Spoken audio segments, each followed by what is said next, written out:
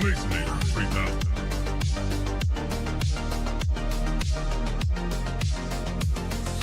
Double blades.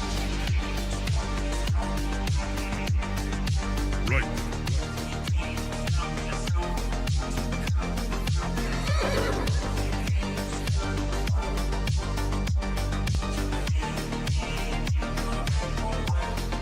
That's misinformation.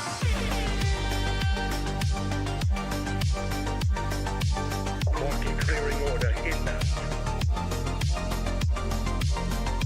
That's just wrong. We are surrounded by journalists. Hold your position. Come, get up.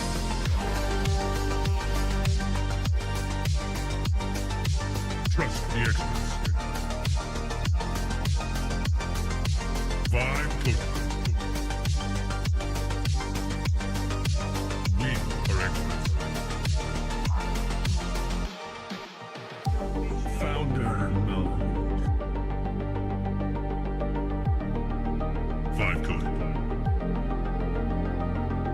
I see multiple journalists on the horizon. Stand by. Experts. UAV online.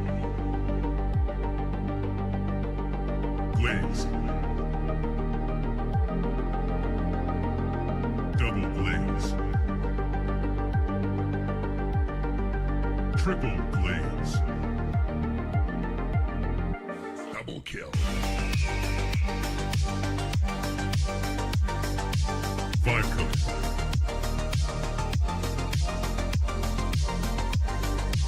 Wrong.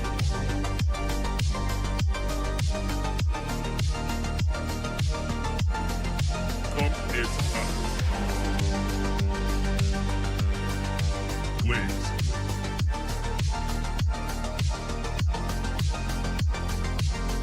Team deathmatch.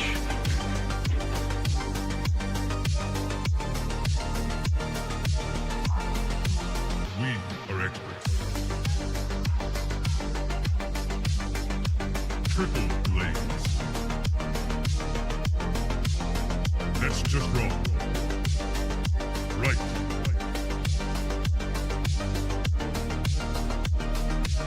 Market clearing order inbound. Come, get up.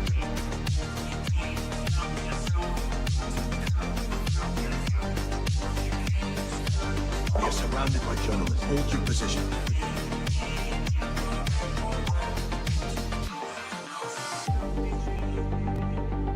Strike 1.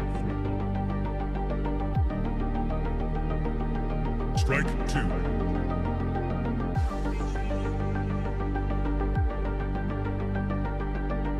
Activate Golden Retriever mode.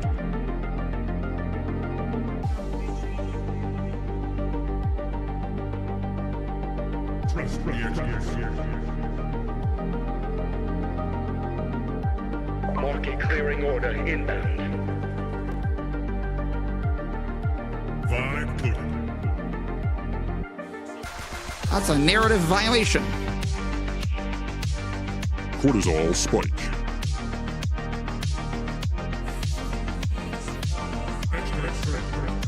Another one. I see multiple journalists on the horizon. Stand by.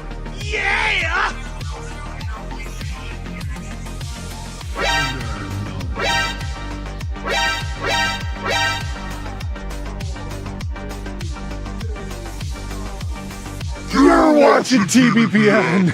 That voice changer does not work. It's too much.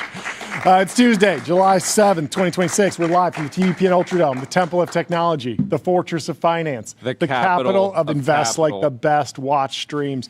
We got Invest Like the Best on in the background. Do we have audio? No. But does it matter? No. No, it's As just Jeremy as compelling with the sound off. Yes, it is. As I heard Jeremy talk about, there's a lot of episodes that people don't even watch, and yet they are the most impactful things in the entire world.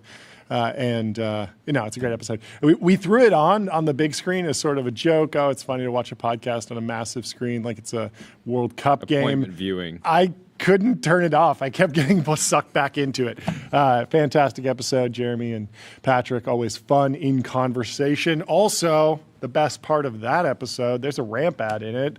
We got a ramp ad for you here, too. Time is money. Save both. Easy to use corporate cards, bill pay, accounting, and a whole lot more, all in one place. But the actual news. Well, should we talk about the show? Yeah, talk about the show.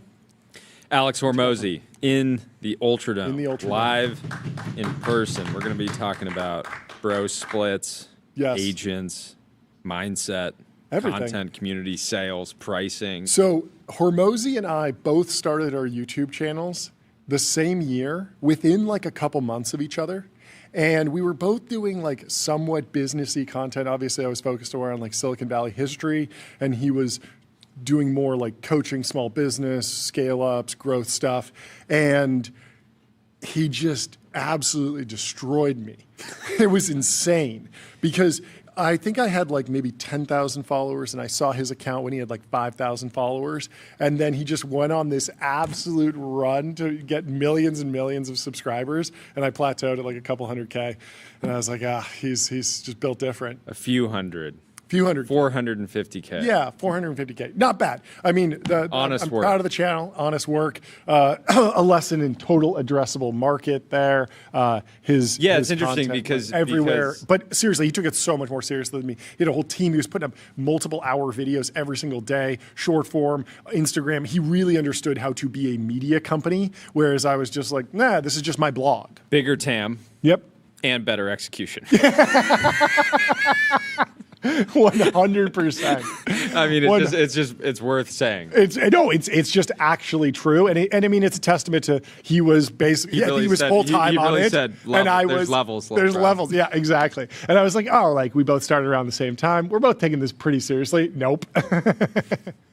Yeah, it was really, really good. It was fun to watch.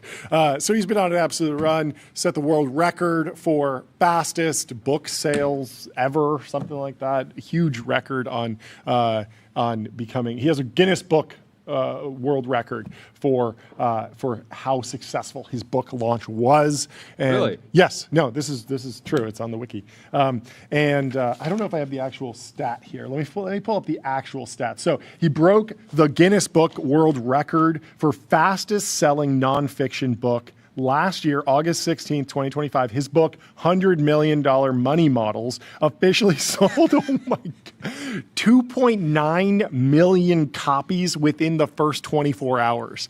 That is insane, generating over $100 million in total launch. Read me the title again. It's called $100 Million Money Models. And it generated over $100 million in total in the total launch. Manifested. Yes, he did manifest it. It's a wild story. He has so many different anecdotes to share. He's a fantastic podcast guest wherever he is appearing, and we're very excited to have him join the show today. 23 minutes. Before we now. get into the news, let me tell you about CrowdStrike. Your business is AI. Their business is securing it. CrowdStrike secures AI and stops breaches.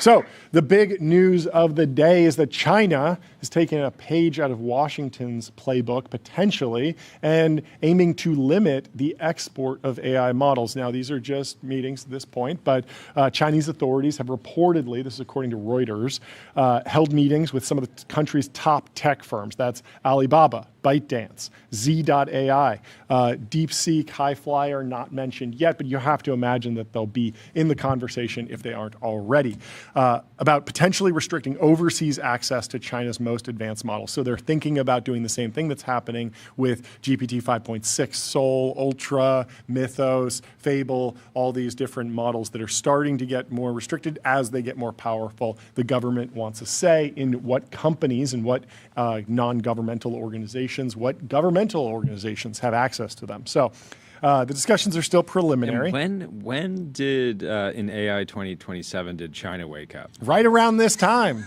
Right around this time. Mid-2026. I actually have prediction. On my calendar, check on Jack Clark for today because last year, December 23rd, Jack Clark predicted that there would be big changes and acceleration in mid-2026. He said, so by summer of 2026, it will be as though the digital world is going through some kind of fast evolution, with some parts of it emitting a huge amount of heat and light and moving with counterintuitive speed relative to everything else. Great fortunes will be won and lost here, and the powerful engines of our silicon creation will be put to work, further accelerating this economy and further changing things.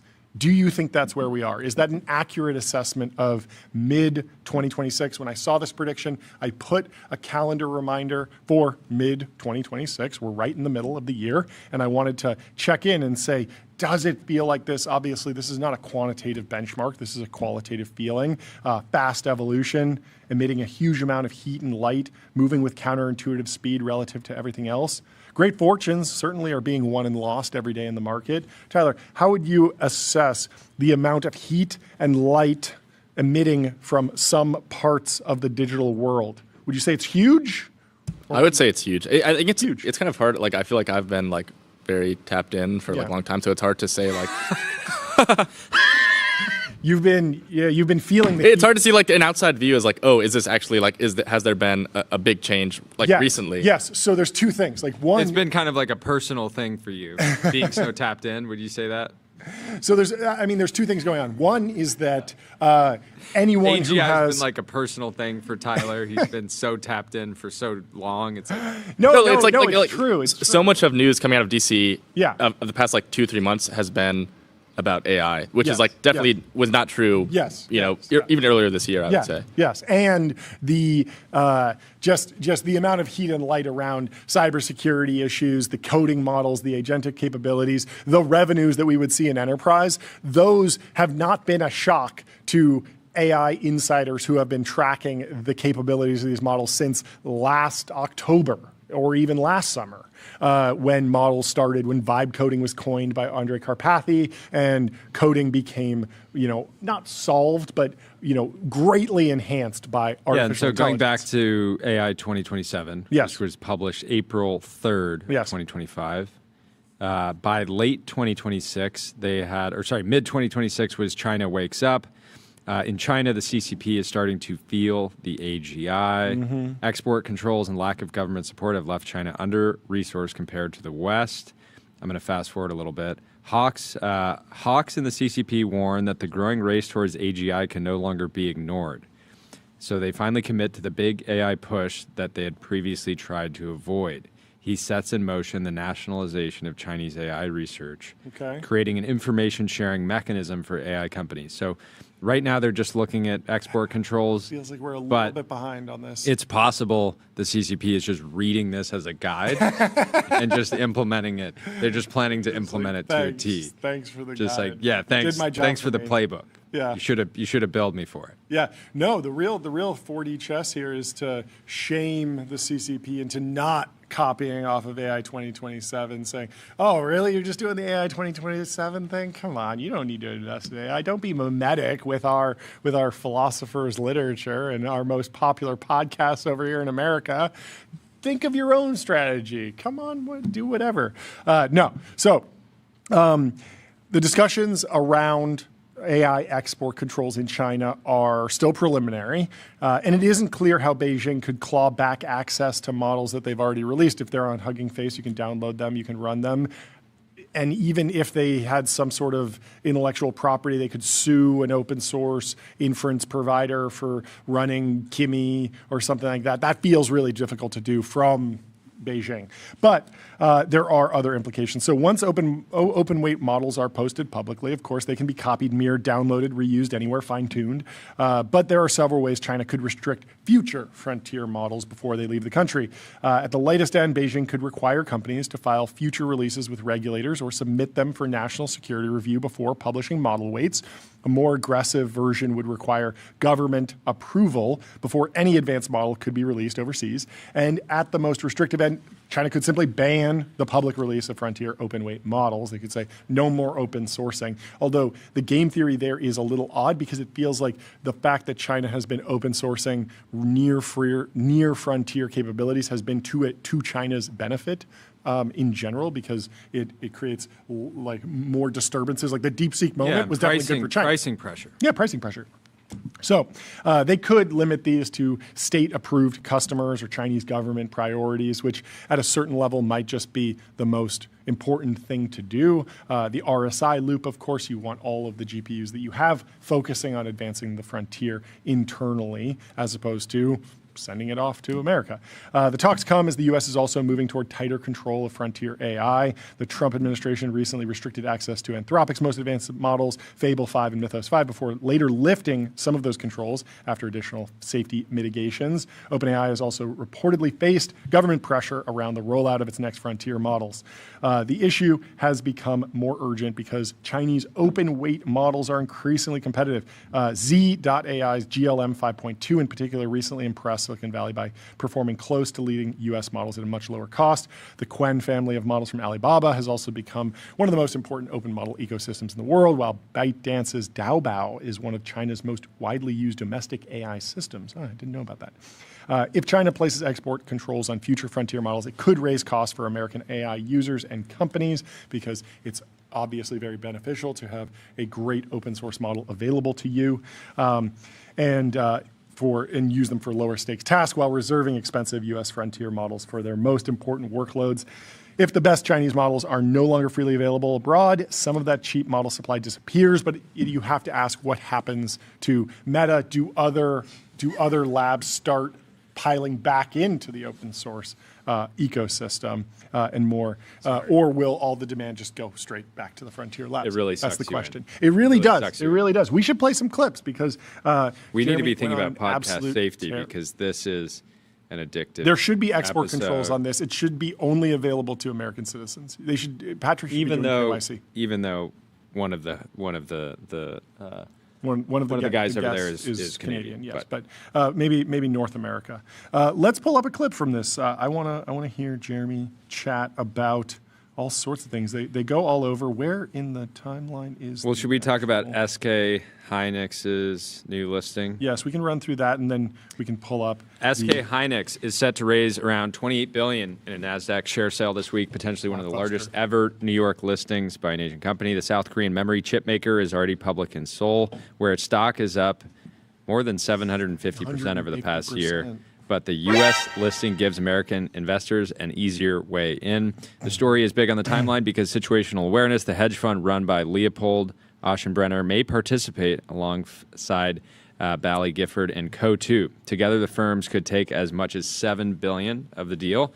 SK Hynix has become one of the purest AI infrastructure plays because it leads in HBM, has become a key NVIDIA partner, and now has a market cap around $1.1 trillion.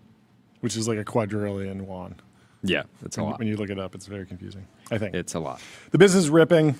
2025 revenue grew 47% to 63 billion. Profit more than doubled, 28 billion in profit. Q1 revenue tripled year over year. But interestingly, the stock only trades at 7x forward earnings because memory is brutally cyclical, and there's still a lot of people that are wondering what happens if there's another leg up in the AI demand, in the AI build out. Will that mean more competitive pressure? Will it be a bottleneck where they do stagnate? How much can they actually grow? And so many investors that are just in memory have seen booms and busts from cloud or smartphone or crypto, and they say, I don't know that this one's going to last forever. I'm pattern matching to previous cycles, not thinking about this as a different technology cycle. So I think that's what's going on with SK Hynix. But it should be a blockbuster IPO, nevertheless. Very interesting to see an Asian company listed And in America. Most notable part of this deal is obviously situational awareness. Yeah. And their participation in press. it. They cover They in do. Invest Like the Best, the $1 billion PDF. Yes. It's an idea that Jeremy and Patrick have talked about before, but situational awareness is turning out to be more of maybe a $10 or $100 billion PDF. Yeah, seriously.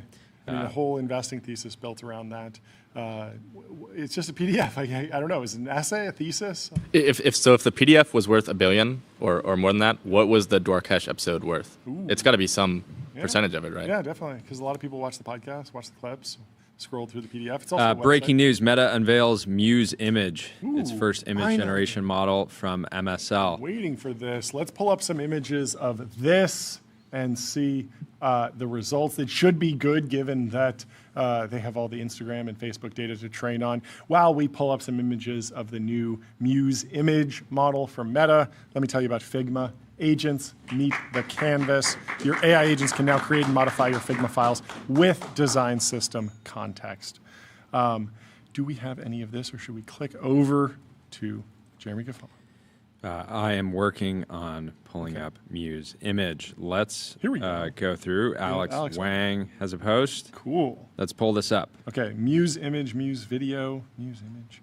A whole bunch of very detailed badges printed all in one image. He says, releasing Muse image today, the first image generation model from MSL. It is crazy that they didn't have any, like, back when it was fair, did they do anything with image?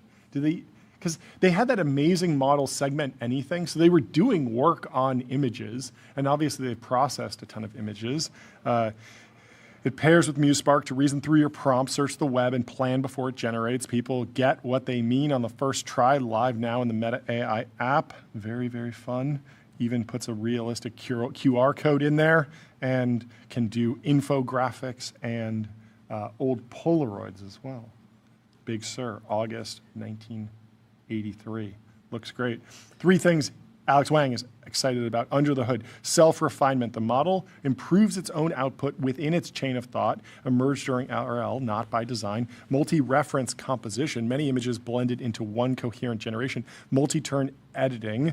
Iterate without losing coherence or starting over. Make an image of this person riding a bike, this bike, and wearing this suit while passing by these people on a park bench. Make it look like a drawing in this style. That's cool. So you can upload multiple images and sort of drop them in his various prompts. What you got, Tyler? Yes. So Metafair did release a number of image models. Oh, really? So there was, I think it's pronounced Chameleon in 2023. There was Emu, also 2023, and then there was another version of Chameleon. I think they were somewhat different than the diffusion, which was popular at the time. I think they were all autoaggressive transformer, which was how you get the good text, stuff like that. Oh, okay. But I believe this is a different That's cool. team. Yeah. And Alex is also previewing Muse video, competitive on prompt adherence, visual fidelity, temporal consistency, also coming to Meta AI. This has got to be GPU intensive if they actually roll this out to everyone. Although Meta AI does have a smaller install base than Instagram, but I mean, imagine if you really push this in Meta AI and everyone's What did they buy generating all the videos. GPUs for? You gotta get people generating stuff. I completely agree. I think put this in the hands of the modern Instagram creator, let them have fun with it, and see, you already have the algorithm to filter the slop out. The stuff that is sloppy but still entertaining and creative will surface to the top. So congrats to them on a successful launch. Let's tell you about Railway. Railway is the all-in-one intelligent cloud provider. Use your favorite agent to deploy web apps, servers, databases, and more, while Railway automatically takes care of scaling, monitoring, and security. And let's click over to Jeremy Giffon on why he doesn't worry about AI taking jobs. A very, very interesting take on the latest episode. I understand this idea of we're going to run out of jobs. To me, it's very obvious that certainly every white collar job is totally fake and made up, in the sense that they are not contingent for shelter and food and medicine and other necessities. But most jobs do not touch those, or if they do, they touch it in a very, very derivative way. What is your job as an allocator? It's because capital is inherently inflationary, you can't just leave it alone. And so my job is when you have money and you don't want it to go away, you have to give it to someone. And so you give it to a bunch of people, and then I take it and I put it into things that are productive, and then hopefully you don't lose your money, you get more money. And is this useful? Is this good? Yeah, sure. But It's not real. And to me, there's like unlimited amounts of jobs that you can create in those sorts of scenarios. We're going to have unlimited wants and desires. And our economy is solely driven by our like unquenchable desire to consume things. And so we're going to come up with new things to consume. And now, again, in the short term and medium term, that might be volatile and there might be a lot of job loss, et cetera. And, that's not good. And, there could be a lot of despair. But in the long run, like, we're just going to invent new things to do. Like, we've already solved all of our problems. Like, the worry about, we're not going to have more jobs, it just doesn't really resonate because I feel like we just make up stuff for us to do. And that's sort of the whole point of it. That makes me think we need an Invest Like the Best soundtrack. We do need to invest like the best soundtrack. Let's play the other clip that Patrick shared. The West Coast is definitely eating the East Coast. The founder is incredibly important, and sort of the founding act is incredibly important in any business. I do think that it's notable that, like, the current paradigm in which we live, the largest and most important finance firms come out of a culture of leverage buyout, which it's extractive insofar as the primary goal is to make a thing more profitable. The core idea behind it is like using debt and financial engineering to make a lot of money in a way that the quality of the business itself is maybe ancillary to the core Pause trade. for a second. Afterglow says, "My God, what an obnoxious soundboard! Unwatchable." Sorry. It is a little loud today. I feel Sorry. like the soundboard's coming in a little bit hot. We're sorry about that, but we're having fun here. And of course, we don't want to pirate the entire Invest Like the Best episode. We got to tease it. This a little would bit be a good so use you can case for go. AI if we can make a separate show that's just the show, but an agent in real time With the pulls out soundboard. the sound effect and just has a normal show, no soundboard. Sure. So you can choose whether you want the soundboard version of the show or the not, or the. Tyler thing says, that "Don't be sorry. That's why I'm here." There we Tyler's go. just here for the soundboard. So Afterglow, unfortunately, there's people that are here that don't like the soundboard. There's people that are here only because of the soundboard. Exactly. We are trying to find the middle ground, and we don't always get it right. It's sort we of don't always get it right, but we're trying. sort to. of a cold war between the Yeah. pro soundboard and the anti soundboard constituents in the audience. So we'll do our best. But today is a soundboard episode, so there's going to be a couple. But I think the team did dial back the soundboard a little bit, so not too bad now. Okay. Well, revenge of the East Coast. The East Coast is trying to make a comeback. Jeremy Giffon says the West Coast is eating the East Coast, but the East Coast is trying to make a comeback across all of these big banks. Did you hear about this? They're going after the debit card rails. They're going after Visa. This is news today. JP Morgan, Bank of America, Wells Fargo, PNC, and other big banks are reportedly exploring a deal to buy a Fiserv debit card network that would let them own more of the payment rails that the customers' debit cards run on. So the basic idea is that I think it was post-financial crisis, there were limits on how much banks could make on debit card transactions. This is the Durbin Amendment. The Durbin Amendment, I think Dick Durbin. And they want a way to turn debit back into a more valuable business. So Fiserv owns major debit networks, including Star and Excel, which I don't run into that often. I usually see Visa, MasterCard, Amex. I mean, Amex doesn't have a debit network, but Star and Excel already connect to millions of cardholders and thousands of financial institutions. So this is like it's a real rail with an existing bank and merchant connectivity. And so this is like when Capital One bought Discover. They own the issuer, then they also own the network, and then they can move their own volume onto their own rails and capture more of the economics. So who loses if this goes through? Who should be upset about this? It's probably the merchants, Visa and MasterCard. So merchants would probably see higher effective debit costs if banks find a way to route more volume through bank-owned networks, while Visa and MasterCard would lose some leverage over U.S. debit. But the bigger story is that payments are getting vertically rebundled. Banks want the account, the card, the network, the wallet, the fraud layer, and eventually the AI agent checkout surface. So it's all very, I don't even think there's a real bid for Fiserv's debit networks just yet, but it's like starting to leak out that they're doing it. And I was interested to know, like, is this bullish for Ramp because they sit on top of networks? And I think it is generally positive, and because of the layer of abstraction they operate on. And I was wondering, like, is this an attack on Stripe? Is this an attack on any particular West Coast tech startup that we know? And it seems like it's much more of an attack on Visa and MasterCard in particular, who have been driving up debit fees for them. Anyway, let me tell you about Console. Console builds AI agents that automate 70% of IT, HR, and finance support, giving employees instant resolution for access requests and password resets. Wow. Cantor in the chat said to warm up the gong. You gotta warm I had to up warm the it up gong. for him. Okay, well, the gong is warmed up. Maybe we need a couple more huge hits to fully warm it up. Did you want to talk more about Fiat's next U.S. car? You mentioned it when we were talking to Baiju from Cowboy Space Company yesterday. The Topolino. It's coming to America. Tiny two-seat electric micro car, they're calling it. Starts at $14,000, almost half the price of the other electric golf cart that we talked about last Thursday? We talked? But you can fit a lot more people in the Amble. The Amble, yes, that's right. I like this move from Fiat. You like it? I think that their cars are generally unserious. Yes. And so I think it's good to just lean into that. And, Okay. And I think they're trying to price this so that when people are thinking, hey, I need a new car. Yeah. Should I go out and buy like a crossover SUV or There's some type no of... way anyone can consider this for their main car.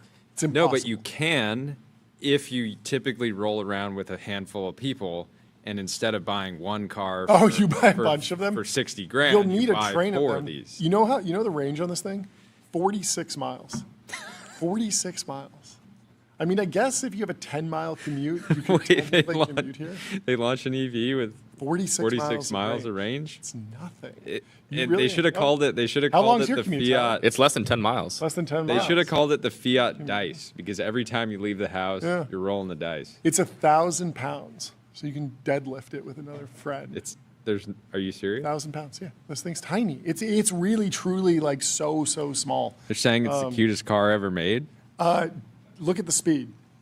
The Tops speed of out this at car- 25 miles an hour. That's with a street legal low speed vehicle kit.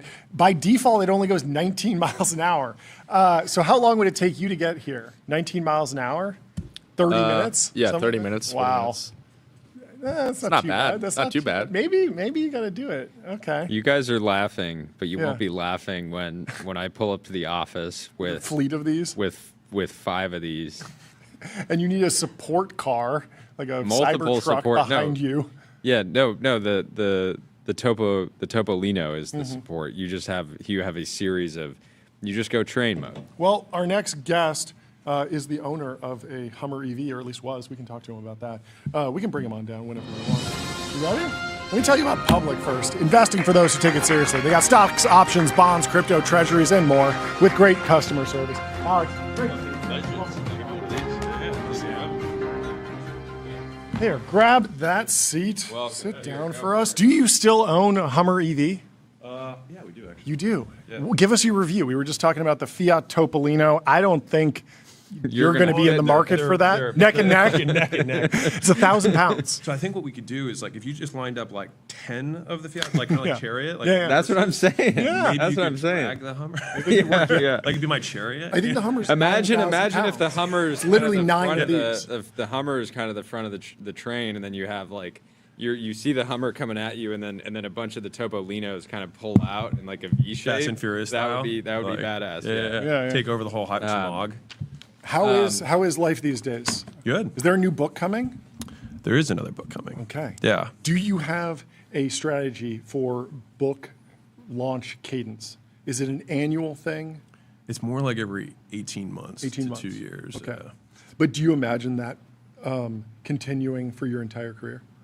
Every book I write, I say is the last book I'm going to write, and then I have like a 6-month refractory period, and then I'm like, I could write a book about something, and then I just start writing again. What's Yeah. the process like?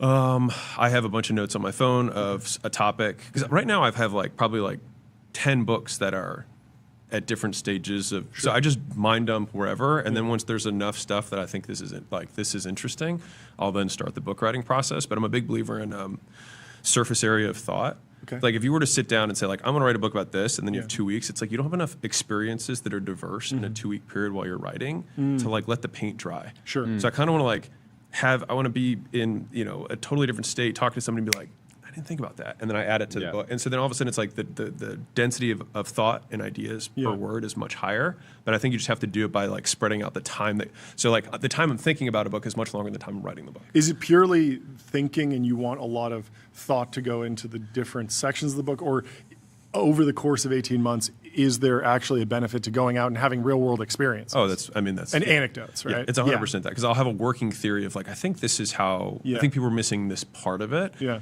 And then I'll kind of start battle testing it functionally. And then when I realize that I'm using the same framework over and over again and successfully overcoming some issue, I'm like, this is it. Yeah. And then that's what the book becomes. How narrow do you want to stay? How narrow have you been in the surface area of thought around mainly the last 3 books? It's a really good question. Problem definition for the book, I think, is the hardest part of any book. The Leads book, which is the second book, was the hardest book I've ever written. I'll never write a book that hard because I was like, I'm going to write a book on advertising. It's like, Jesus Christ, there's so many ways to get leads. Yes. And I put it all in one book. It took 19 versions to get there. Yeah. The Money Models book was the fastest book because it was really just about wrappers for promotions. Super valuable, but really easy to consume and use. Yep. And so I was like, okay, this is the lesson for me. And offers, super narrow. Super narrow. And that book too was all 3 of those books started as one kind of gigantic thing. And I gave it to somebody and they're like, dude, you cannot. Yeah. It was like this. And they're like, because I was like, I'm going to have a tome. And then I decided to want people to actually read it. Is there a itch in the back of your mind where you want to do sort of the Tim Ferriss thing, where you go from 4-hour work week, a business book, to chef, body, lifestyle, money management, personal finance? There's so many topics that you talk about and people are interested. Yeah. And I'm sure you could sell those books and they might be edifying at a certain point because you're like, I've scratched this itch 3 times, 4 times, 10 times. But is there a level of focus that you have to discipline yourself, or does it come naturally? I only write about stuff that I feel like I have some unique take on. I think rewriting a book that already exists, other people already know, there's no point. Yeah. Especially if you're in the thick of it and you're thinking, oh, this has already been written before. It doesn't really motivate you. Yeah. I think I want to write something that only exists because I made it. Same thing with businesses. I've had the experience of building a company or just starting to work on a company, being like, I can stop working on this and it will not matter at all. Yeah, the world will be fine. The world will be fine. There's a bunch of alternatives. And that you can make that case for most businesses. Yeah. But there are some where you're like, if I don't build this, no one's going to build it, at least in the right way. Yeah. No, I have 100% that perspective when it comes to book writing. Yeah. It's funny, as we talk about this, Jeremy Giffon, I know is a good friend of yours, good friend of ours, and every time he talks, people just listen. Yeah. And he's somebody who I would love to write a book, almost because I just want him to go on another podcast, proper podcast tour. He just kind of pops up, does Invest Like the Best, and then goes dark for 18 months. But it's somewhat of a tragedy that he'll probably write a book someday, but it'll be in 40 years. So in the meantime, It'll be great, in the meantime, you have to just take notes and try to pick stuff up from the podcast. But there's so many people that so many of the people that should be writing books just don't have the time, and they'll eventually come and take a victory lap at the end of their career. Yeah. But I think it's you could just do a lot of stuff other than write books. But it's very valuable to be writing in real time versus saving up a bunch of lessons and then kind of summarizing it at the end. I think you miss out on the wrinkles, the tiny little details that if you think about the story of how you met your wife and you go back, you've told it a bunch of times, but if you told it the day after you did it, you'd have so much richer memory of all the tiny little things that happened. Yeah. And so I'm a big believer of while it's wet, paint it. And then let it dry over time. But that's why I always want documentation to be as real as possible. It's funny. The final book will actually be the easiest to write because you have all the books and you're like, okay, what was actually worth kind this of is greatest hits at that point. Yeah. Play the hits. We had Mark Pincus on the show, founder of Zynga. He wrote a book, and he said that he thinks everyone should write a book in their life, but he also said everyone should build a house. Do you have any aspirations to build real estate physically? Like Again, me do it. You do it? No, not by or hand. work on not it? by Like, hand, but just take a you're piece working of dirt with, and turn you're it working with an into a home. architect and Oh, okay. team, but is that something that a lot of people that's on their bucket list? I don't know where you've been in your real estate journey, but how do you think about that as a bucket list item? It's not. Oh, it's On my- not? like, Why not? I mean, we buy big multifamily that are already existing, and we do that. But Yeah. if there were an investment opportunity that made sense, I would. You're consider not it. interested because it's not productive. It's just not on my purely- list It's of- purely for like Yeah. the satisfaction. If you're like, have you listened to thought about listening to Beyonce today? I'd be like, not really. But I mean, like, if it was on, sure. Sure. I'm not against it. Yeah, I think some people just have the itch to like customize their own living environment. And I'm curious about how you see your living environment because I mean, from those first YouTube videos, like Yeah. the monastic, what were you closet? You were in Yeah, a it was in closet. my closet. like that was My business thoughts I don't were know if that was intentional, but it was somewhat deliberate. You picked that space over a big living room, right? Yeah. And I'm wondering how you think about your living space, your workspace, your office space today. So I would say all of the time that when I work, I'm very intentional about that space. When I'm not working, it's whatever Layla wants. I don't care. Like if she's 10% happier, Yeah. I have a percent to percent correlation to my happiness, and me being more comfortable has no correlation back.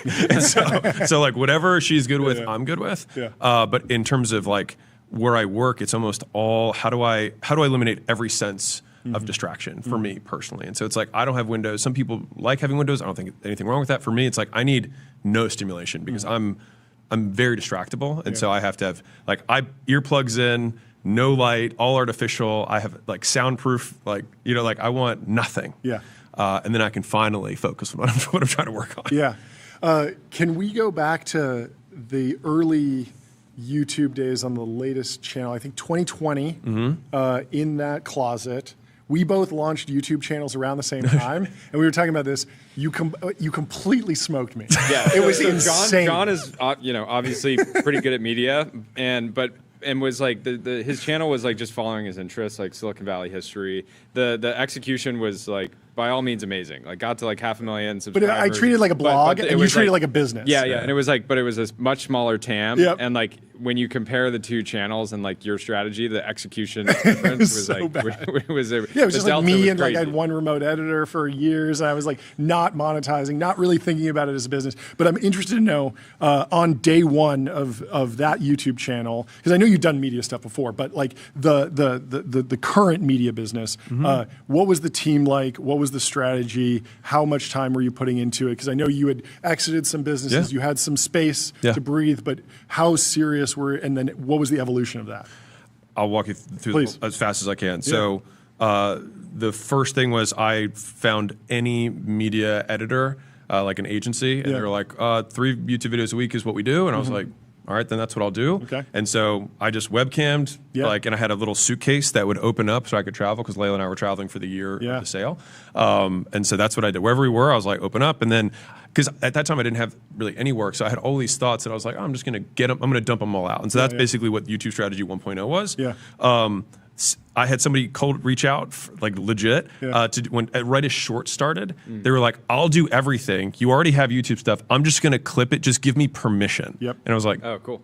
And so that's you what accidentally started clipping. 100%. And so that was like we were really early on Shorts. So good. And then as soon as he did a pretty good job, he was like, if I actually recorded you doing these, they'd do even better. And I was like, fine, but I only want to do one day a quarter. And he was like, fine. So he'd fly out for one day, and we'd do 100 Shorts in one sitting. 100%. I would just do 100. And that kind of style of filming and recording is pretty much how I still kind of rock that way, which is like I prefer a marathon day. Like I'd rather just start at 6 and then just rock until every ounce of juice is gone, and then it's like great. Yeah. We'll do it again in a week or whatever. Yep. Yeah, we're sort of like that. It's marathon every day. Yeah. I mean, one of my Winded. questions is like, No, what but it's a goes very into a different- 2-hour YouTube video? Because you'll do these like master classes, Yeah. 2 hours, and I'm like, that is insane. And then I'm like, I do 3 hours every day. So like Yeah. now it's become more possible, but I imagine that there's lots of But the scripting 3 and you hours have was teams kind of now. like just going until we got tired. Yeah. Like by 3 hours, we're usually like, okay, like probably need to go to the bathroom. Yeah. I'm probably want want to eat some food. Yeah, Don't and wanna eat on this show's camera. much less structured. But when you're thinking about like the portfolio, like Yeah. the volume is just incredibly important to everything in media these days. You agree with that? Oh, 100%. Where Volume negates luck all What? day. Volume negates luck. Volume Violence negates is the luck. answer. Yeah, Got that's it. like on our wall at HQ. Yeah. Yeah. What formats are you most excited about for 2026, 2027? Live interactive. Okay. Separate and together. Okay. So just going live, like Yep. with the audience, Twitch style, Yep. YouTube live style. And that was the book launch strategy, right? Was that your first taste? You've done live. No, before. I'd done lives before, Yeah. but that was obviously Much intentional. And then interactive, which is not like, sure, there's chat interactive, but Yeah. like, how do I bring the audience in Yep. so that we can talk? That's why you see the first it was Cash Cows, now it's Scale or Fail, which Yep. is the show we just launched, and we're doubling down really hard on that because if you think in a world of AI, it's like what are the things that can't be faked? Yeah. It's people, like I want stakes. Yep. So for example, like if Mr. Beast's videos, if it was not a real $5 million. Or not a real Lamborghini, the stakes disappear. Yeah. Now, to be fair, there's for sure other, like a fictional story, the whole thing we know is fake and we're fine with it, and the story is the story, and AI will crush that. Yeah. But people still want stakes. Like right now, chess is more popular than it's ever been, but like humans haven't been able to beat computers for a long time. Yeah. And so there are definitely some areas where we want the drama, we want the stakes, and so I don't think that's going to change at all. I love the series that you've been doing with entrepreneurs that attend the conference. They stand up. They give you the. It's so good. I just love all of those. Live interactive. Live interactive. 100%. I'm interested to know how you think legacy media will fit into your media strategy going forward. Is it about prestige? Is there actually an audience there still? Because you're part of the new guard, Yeah. and yet you signed with CAA. I'm sure you have the ability to walk into a large media company and get a TV show. Does that make sense? Is that something that's interesting to you? What would the value be to I think it's distribution that I don't have access to. Okay. So like I think one of the biggest like unspoken advantages that exists right now in media is Dave Ramsey Yeah. has been murdering for 30, 40 years So because he has 600 radio stations syndicated. Everyone's like, radio's dead. It's like, he's murdering it. Yes. And it's because no one's looking. So like I'm an equal opportunist when it comes to attention. Yeah. And so even if it's less or more, if it's something that's completely in this other bubble over here Yeah. that I have no access to. And that. the beauty is like there's still like closer to like there's no monopoly online, right? The feed is like you can just get anybody can log on, and it's beautiful because anyone can log on. You don't have to have an audience. You can suddenly have an audience. Maybe it's one video, maybe it's a flash in the pan, but TV still like if you can figure out the right lane, you have this sort of like differentiated access to attention. And so it's like a different group of people, and it's differentiated access that's not just like log on, immediately have access. And when something super pops, like you look at all the real estate shows that have come out, you've got Selling Sunset, Sirhan has his show, like there's a huge distribution base that they gain access to as a result of that. And all you have to do is look at those stars, look at their social media, Yeah. and I would say I say this lovingly, it's pretty weak in terms of what they're doing. Sure. But the their following engagement. exactly, but their Yeah. following is still really strong because it's carried over. Yep. And so I'm like, if those people actually tried on this side and had, so I'm an and person. It's like, how do we Yeah. get it all? Yeah. Right. And that's kind of the approach. I think this is just underrated broadly for mostly tech people. They see the trend of the internet growing exponentially or e-commerce, and they think, oh, well, in a couple of years, like 100% of everything will be bought online. And it's like, no, retail still exists. And, for certain categories, you probably need to be in retail as well. And the same thing with, the aging audiences on radio or TV, they're still there. They still watch. And so interesting. What about the level of production polish? I imagine that there's a trade-off there if you go with something more produced that's not just you opening your laptop and yapping, right? You can get stuck. You can get stuck in like the production quagmire if you're trying to build the Mona Lisa or some incredible show. At the same time, there's prestige that comes with that. There's a new level of authority. How do you think about that trade-off? I think it's barbell. So it's either like make it the Mona Lisa Yeah. and like play to win that game, or you're in the volume game. And the volume is just value per second and just trying to get as many of those seconds out as you possibly can. Sure. And like I just think it's both. And Yeah. I think they serve different objectives. To your point of like you gain authority in different ways. It's definitely there's an element that it shifts the brand. Yeah. There's access to new distribution and eyeballs. All of that happens over here. Yeah. But over here, I think is where you get a lot of the closer to buying behavior, believe Yeah. it or not. And so I see this as more top of funnel, and this is like closer to middle and bottom. Yeah. Obviously, you can get discoverability. Like I said, this is full stack, but you get way closer pusher to purchase it on the side. Yeah. Is there? Can we offer you a Thank Diet you. Coke? Can we offer you anything? We have a variety of beverages if you'd like. What's a category of business that you haven't built or invested in that you're excited to at some point? I'm still looking for the magical med spa. I think med spas are super. I love pseudo-medical because you Looks have maxing. Yeah, all of it. Well, think about it. Like, there's this aging population that has more money than anyone else. They don't want to age. They see the Brian Johnsons. Yeah. Like, it is the zeitgeist of right now of like, I want to live forever. I want to look beautiful and young forever. And they have all the money. And so if you look at the demand side of that, it's huge. Yeah. And look at the supply. Med spas they're still wildly understaffed. And I know this because I see business owners every single week. Yeah. And so there's a handful of categories right now that I'll meet business owners and they're doing better than they should be. Like, there's some business owners I meet. I met a med spa owner when I first moved to LA. They had started their business, and within a year, they were doing like 1.2 million of like straight free cash flow off of like $400,000 invested. Yeah. And it was like actually unbelievable. Yes, the entrepreneur in this case was like very talented. Because he watches this and he's he's great though. No, but Yeah. this was years ago. But yeah, I'm surprised that also like differentiated shots at that category, because if you look at like, I would expect Brian Johnson to do something like this, right? Because there's a lot of people that follow him, and he has, as many, maybe he probably has like 10 times as many like critics as he does people that are like, I'm going to do exactly what he's going to do. But that group of people that will just like copy what he's doing is actually pretty meaningful, right? It's and huge. so med spas, you go into these like high ticket kind of like procedures, treatments, things like that. To me, that's where I think he could really start to print. He had 1,200 people apply for his $1 million per year thing. 1,200. Do that math. Yeah. Real fast. Right? That's a lot of money. And then there was a $60,000 per year thing that was underneath, and multiply that by just probably an order of magnitude greater. Yeah. Wildly underestimated. So you take that, and then you have these 10,000 or 15,000 med spas that exist. It's like, it's nothing. And it's super fragmented because still no one's really like gobbled that up well. Not that I've seen.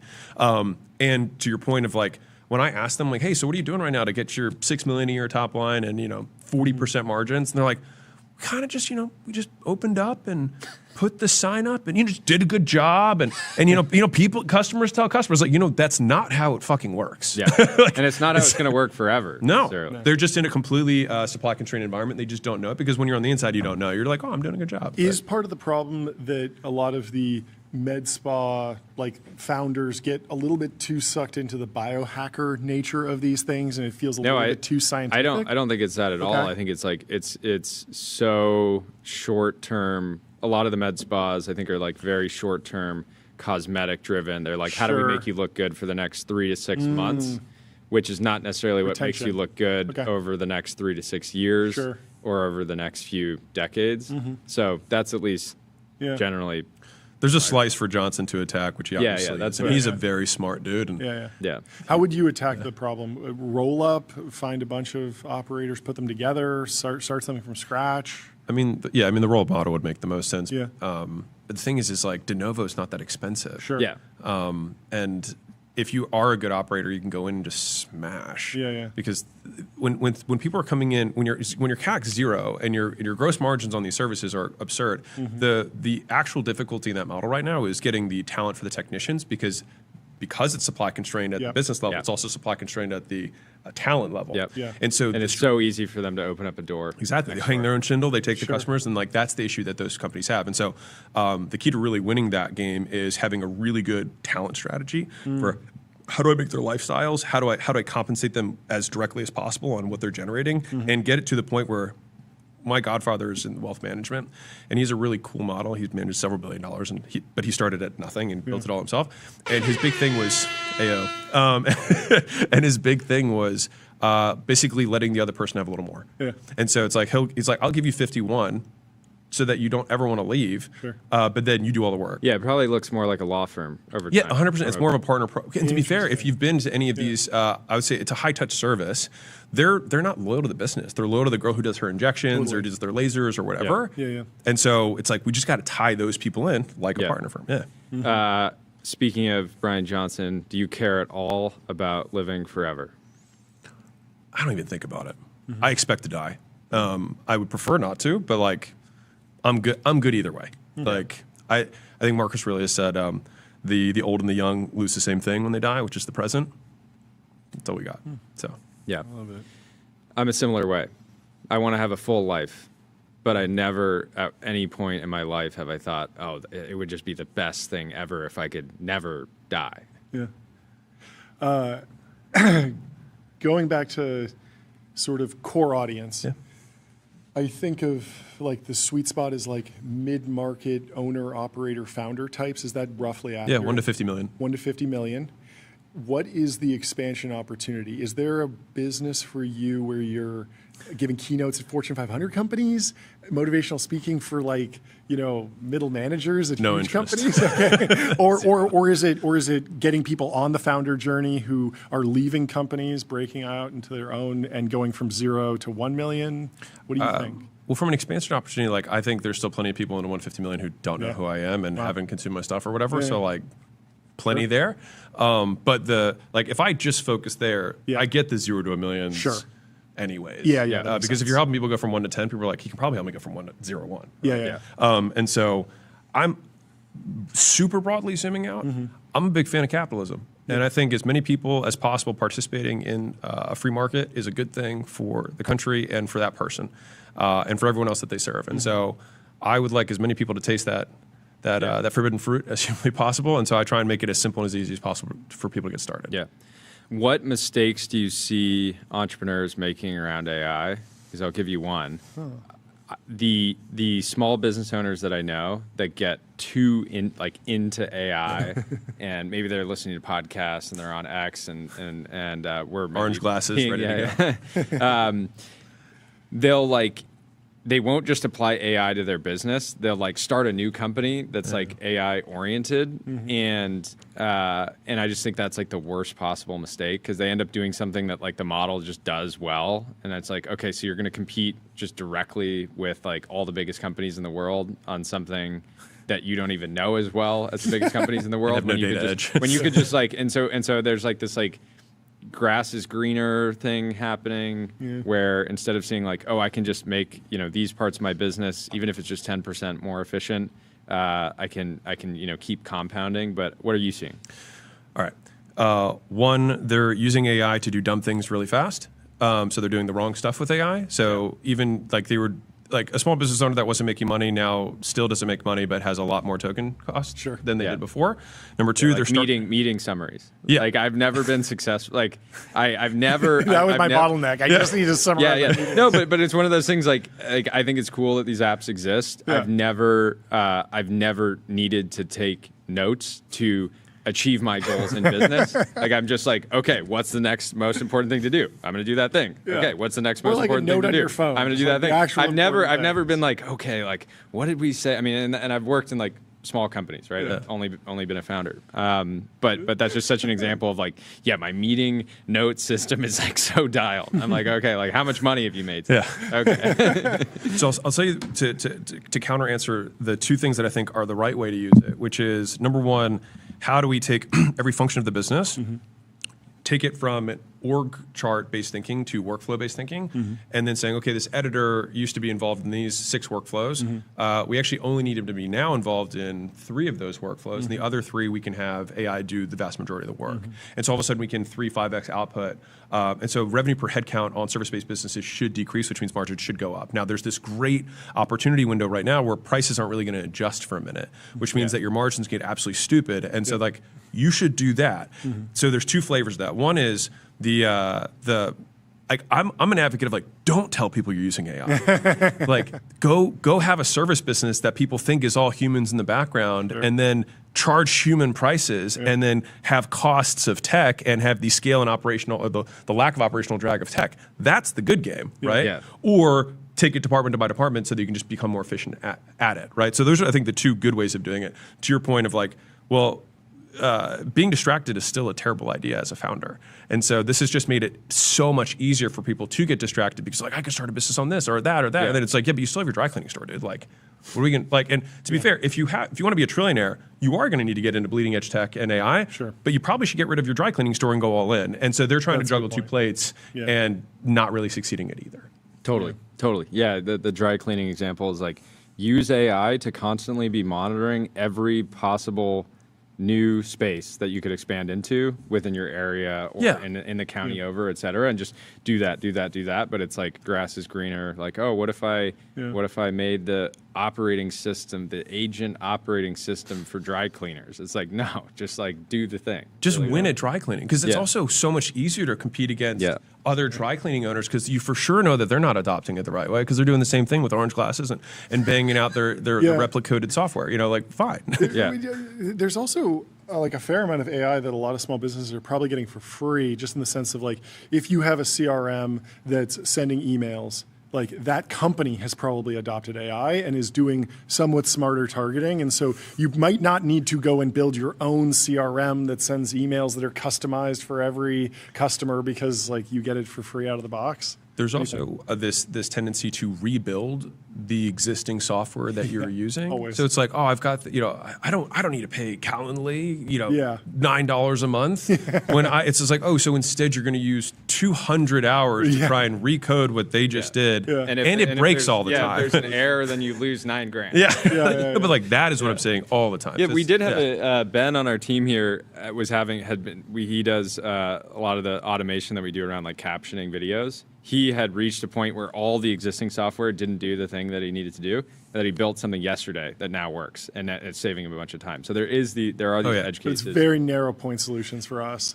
I think like specifically TAM equals one. Clip live streams very quickly with captions, with our ads added on at the end, and it's saved a bunch of time in Premiere. In media, it's huge, right? Yeah. Like we're using it. Like I'll give you two examples we're using. On the ad side, what we did was we built this gigantic data repository, which by the way, I think that's what the huge gap that small business owners are missing is they don't have a data layer. And so it's like, if you want to have anything that's unique, it starts with the data. If you want to build any kind of AI, right, that's actually useful. Yeah. And so one is like, how do we build a repository of all the data that we have in terms of sales copy, testimonials, videos, collateral, all of that in one place, and then have that get piecemealed out into ads in real time, and then also match those to dynamic landing pages. So we have that live right now at acquisition.com in terms of how we're doing it. So we have several hundred landing pages that are getting pushed against several hundred different ads that are going out, all being done programmatically with AI, which is really like we're not an AI company. But we use the shit out of it, and so I think those are the on the paid side where it's really, really exciting. Yeah. And then on the organic side, it's like right now we started Hormozi, which is like the highlights channel. Yeah. And I've got one cracked out teenager who's putting out 20 clips a day on his own. He's doing five mids. So like we call them mids, it's like call it like 3 to 10 minutes clips, and then he's putting out, I think 15 or something like that shorts per day on his own. And so he just takes all the time, if I'm talking to business owners, takes it, runs it through, it highlights the points. From there, he just basically just makes sure that it's good, inserts automatically the CTAs that we want, and then boom, it's all automatic. What's your philosophy on bringing the cracked out teenager in-house, remote, in-person versus agency versus platform where clipping can happen, a Discord that just, you hear about these Discords with like 200 clippers and they all get paid on a CPM basis randomly. It feels deeply chaotic, but if you can harness that, maybe it's powerful, but what's your philosophy? Yes. Okay. That's 100% my philosophy. Okay. But like, are you an agency fan or in-house? It's like, I want 3 agencies working for me and an in-house team. Like it's all the impressions are out there. Like, got to catch them all. Like, go get them. You know what I mean? And same thing with, like, if I pay a lot of attention, especially on the paid side, to e-commerce. I think they're almost always the most cutting edge. Well, actually, porn's the most cutting edge. Right before that is, I'm being real, right? E-commerce is the second most cutting edge. And those guys are all completely the ones who are crushing it, going to 0 to 100 million plus in, call it like 12 to 24 months. Like all the companies that are running the same playbook is decentralized UGC with kind of like AI backend for screening for control, and then just letting it fucking rip. Yeah. And there's obviously some considerations for brand, right? Which is like, how do we make sure? But but if the raw footage is and you only put money behind the things that are exactly. Yeah, it's probably pretty safe. Do you expect to integrate parenting content into your universe? I don't think everything that's not business has not been like super deliberate. I just don't hold back. So if someone asks a question about it, I'll just answer honestly. But everything I try to think of, like the middle spoke is still, or I'll use this. There you go. The middle spoke is still business, and then it's how am I seeing parenting through the lens of business as a business whiteboard owner? over if you want. How do I? Get an exclusive here. We got it over there. Like how do I see like my relationship with Layla? But we're business partners, but Sure. we're also married. So it's always I try to keep that at the middle. Yeah. But some people are like I just I'm want to talk about thinking, relationships. with Taylor and Travis pairing up. Hopefully they have children. You guys having children. I think we could see a real baby boom. Yeah. But Important. we need to get it out there. That's what we're doing. The Lord's work. There we go. Can you walk me through how to sort of evolve a brand through what I expected to be more difficult, but you executed it very well? The headline was, "I have nothing to sell you." Now you sell books. People want to buy stuff from you. Obviously, you sold a ton of books. Yeah. But there's probably like I wasn't expecting this. How did you work through that? Because I think there's a lot of companies where the business model evolves and they need to change their communication strategy and they need to deliver Like a an new AI business lab model. is like, we're not going to compete with you. And then all of a sudden- What? That's crazy. Asking for a friend here. I'm such an I think the absolute simplest media strategy for any kind of change is the whole truth. Yeah. Not half truth. And I think if you just manage that, so it's like I didn't have anything to sell. Yeah. And I was like, now I do. It's so simple. I love it. That's amazing. Wow. Yeah. And Yeah. if you don't want to buy it, here's the great thing about capitalism: it's voluntary You don't have exchange, to so buy you it. can just keep getting the free shit. Yep. Yeah. All And good. there's tons of it. There's tons of free stuff. Tons of free stuff, and Yeah. we still continue to do that. Yeah. If you choose to want more help with stuff Yeah. in person where we're limited, Yeah. spend money, Yeah. and we'd love to have you. Yeah. Yeah, it's fascinating. What is the term for like the economic ladder that you help companies build? I feel like the first time I was exposed to this with Jocko Willink, you get to the end of the show and it's like, if you want to spend $1 with me, I got something for you. If you want to spend $100 with me, I got something for you. If you want to spend $1,000, you can come to my conference. $10,000, I'll hang out with you for a weekend. $100,000, and that ladder of price discrimination is hard for a lot of businesses where it's not token-based pricing, where it's just consumption-based usage of the product, but actually getting to the place where, look, if you have a billionaire in your audience who loves what you're doing, how do you actually get an offer to them that's the right size?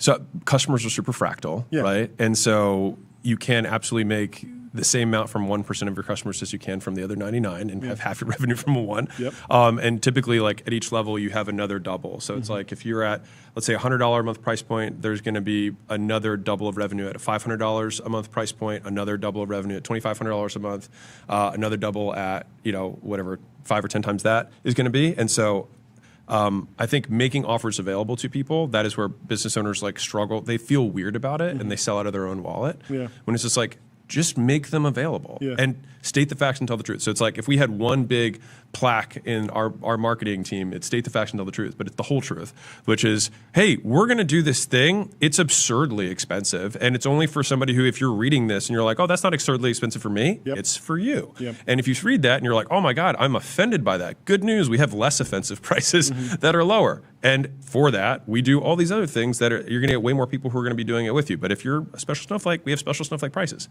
I just don't think, and to be fair, you're not going to make everyone happy. Like there's always going to be trolls, there's always going to be people, Yeah, but yeah, like, of course. I think you have to make the decision of like, do I care more about the people I help or the people who are angry at me for trying to help?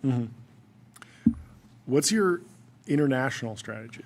I imagine the content goes everywhere. Yeah. At the same time, you can't be flying around the world constantly. Yeah. How do you think about different I countries? struggle a lot with international because the business side of me is like, I don't want them to clog up our funnels. Oh, yeah. And like have people who can't speak English that well Sure. talking to the team. And it's like we don't have Italian versions of whatever. Yeah. Yeah. That makes So sense. right. Yeah. So I struggle with that part. On the other hand, we're taking steps now to Localize. have something to, serve that audience. That being said, I don't think I'm going to be traveling internationally anytime soon. Sure. But having called services and offerings for that audience, I'm more inclined to be Yeah. able to. Yeah. How are you thinking about scaling acquisition.com, the investing side of the business, raising outside capital, scaling up the fund? We talk to VCs all day who are just like bigger and bigger mega funds. Yeah. We're like Early? 30 days away from closing a gigantic deal. So, Come back. yeah. That'd be great. But I would say that what acquisition.com was when we started was a cash flow based family office that Layla and I ran, and that was honestly the chillest my life has ever been. I was also bored to tears, but like a good life, and probably might have been better for the season I'm about to get into. Sure. But it became apparent after we did something like 24 deals in 24 months, and these were not like VC style deals; they were like real, purchases. That portfolio theory rules, and of the 24, like 3-ish were like the really good companies, and then on top of that, there was like our brand blew up in this time period, and so we had to basically have this recalculation of like, okay, well, these are all the resources we have at our disposal. We have cash, but like this brand is getting really big, even almost greater than the cash that we have access to, just our own money. Yeah. And so then it was like, okay, well, we started the advisory practice in January of 24, and I think we did 36 million in EBITDA year one, just on that one unit. And so I was like, okay. And then obviously, the book launch last year we did 105, and then we still had the advisory practice, which grew the next year. And so we stopped doing deals that we were just investors in, and now it's brand plus capital plus work. And I'd rather have fewer eggs that we're going to get huge outsized returns on. Like School was January of 24 as well. Yep. But School has, we have 30 million users now. Yeah. And we have $1 billion plus GMV. Like it's a very big platform. And so like Zuckerberg didn't have Airbnbs as a side hustle. You know what I mean? Yeah. And so it's just like, if you have a stallion, like run it. And so I think that's where we're at, where it's like, we're being really, really specific. I'm willing to put more capital at risk now because I'm going to put my brand behind it and make sure the product's exceptional. And the bar is the product has to be fucking insane. Yeah. And then we bring distribution and cash. And like, that's when it's like the Holy Trinity. Yeah. Jeremy, our friend Jeremy has this idea that everyone is like pre or post fall. Where are you? You familiar with this concept? No. So he says you can instantly tell if someone has had their downfall, had their darkest moment. They've been through the ringer. They got chewed up and spit out by Silicon Valley or private equity or whatever industry they were in, and you can tell that this person is now they've been humbled, and so they're ready to build back appropriately, not get over their skis. And then you can also see the type of founders. It becomes a massive advantage. And then you also see the founders that are sort of pre-fall and they're doing a lot of things that you're like, yeah, this is like the you better get lucky. 24-year-old who's like on a crazy tear, has raised money, like showed up for free, they're rounds, spending it. And then suddenly like, the business stops growing, like execs are leaving, things like that. But I'm wondering if there was like this like crucible moment for you before this latest run that you've been on. So two answers. One is I'll reject the premise, but just because I don't like to say it's super binary, right? Like people are either before or after the hard thing in their life. It's like I think people have lots of hard shit that happens at different seasons in their life. Yeah. Like I've lost everything 2 times. Like two falls twice. But like that, then it's like, okay, am I now post fall? It's like, well, I mean, I hope that nothing bad ever happens to me again, but I'm pretty sure bad shit's going to happen to me again. And so I just commit to not stopping. Yeah. Controlling the controllable. And that's basically all I can do.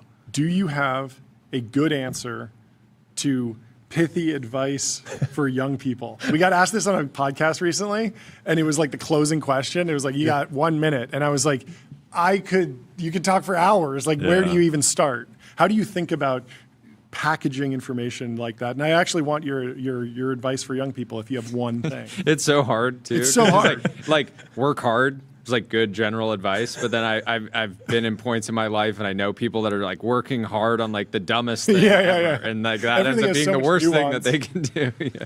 Well, I think so what you accomplish is a direct output of the volume of activity that you do multiplied by the leverage of the activity itself. And so you have to pick the right boat. You have to pick the right opportunity based on your goals. Some people only want to make $1 million. Some people want to make 10. Some people want to make 100. Some people want to make $1 trillion. Like everyone has different. So like the leverage that what's interesting about that is that you just get to pick, and it's going to be hard no matter what. I think Naval said this thing where it was like it's really hard to build a restaurant that's really successful. It's also really hard to build a $1 billion unicorn. They're both can be 80-hour weeks, and so and Stuart Schwarzman from Blackstone said like you might as well play big because level 10 talent has only attracted level 10 opportunities. It's harder to attract good people for bad opportunity because then you got to do it all yourself, which is why I have so much respect for some of the guys like Peggy and Andrew Chung, who are Mr. and Mrs. Panda Express. Yeah. Dude, decabillionaires selling chicken. Pasadena right? royalty. Dude, like, but like so much respect for that level of grit. 45 years selling orange chicken, right? All that to say, you will pick based on the level of awareness that you have at that time. Where it gets more difficult is that you learn more shit as you go and you realize that there are higher leverage opportunities. The difficulty is that if you're 4 years into one thing, year 5 of an existing thing that you have 4 years of reps on versus year 1 of even a slightly better opportunity, you have to compare year 1 versus year 5 of the other one, not year 1 versus year 1, because time you can't get back. And so that's where the compounding of getting better at something at some point does have outsized returns, even if it's an inferior vehicle. Yeah, talk about that idea of you're an A+ operator, but you're going after a C+ opportunity.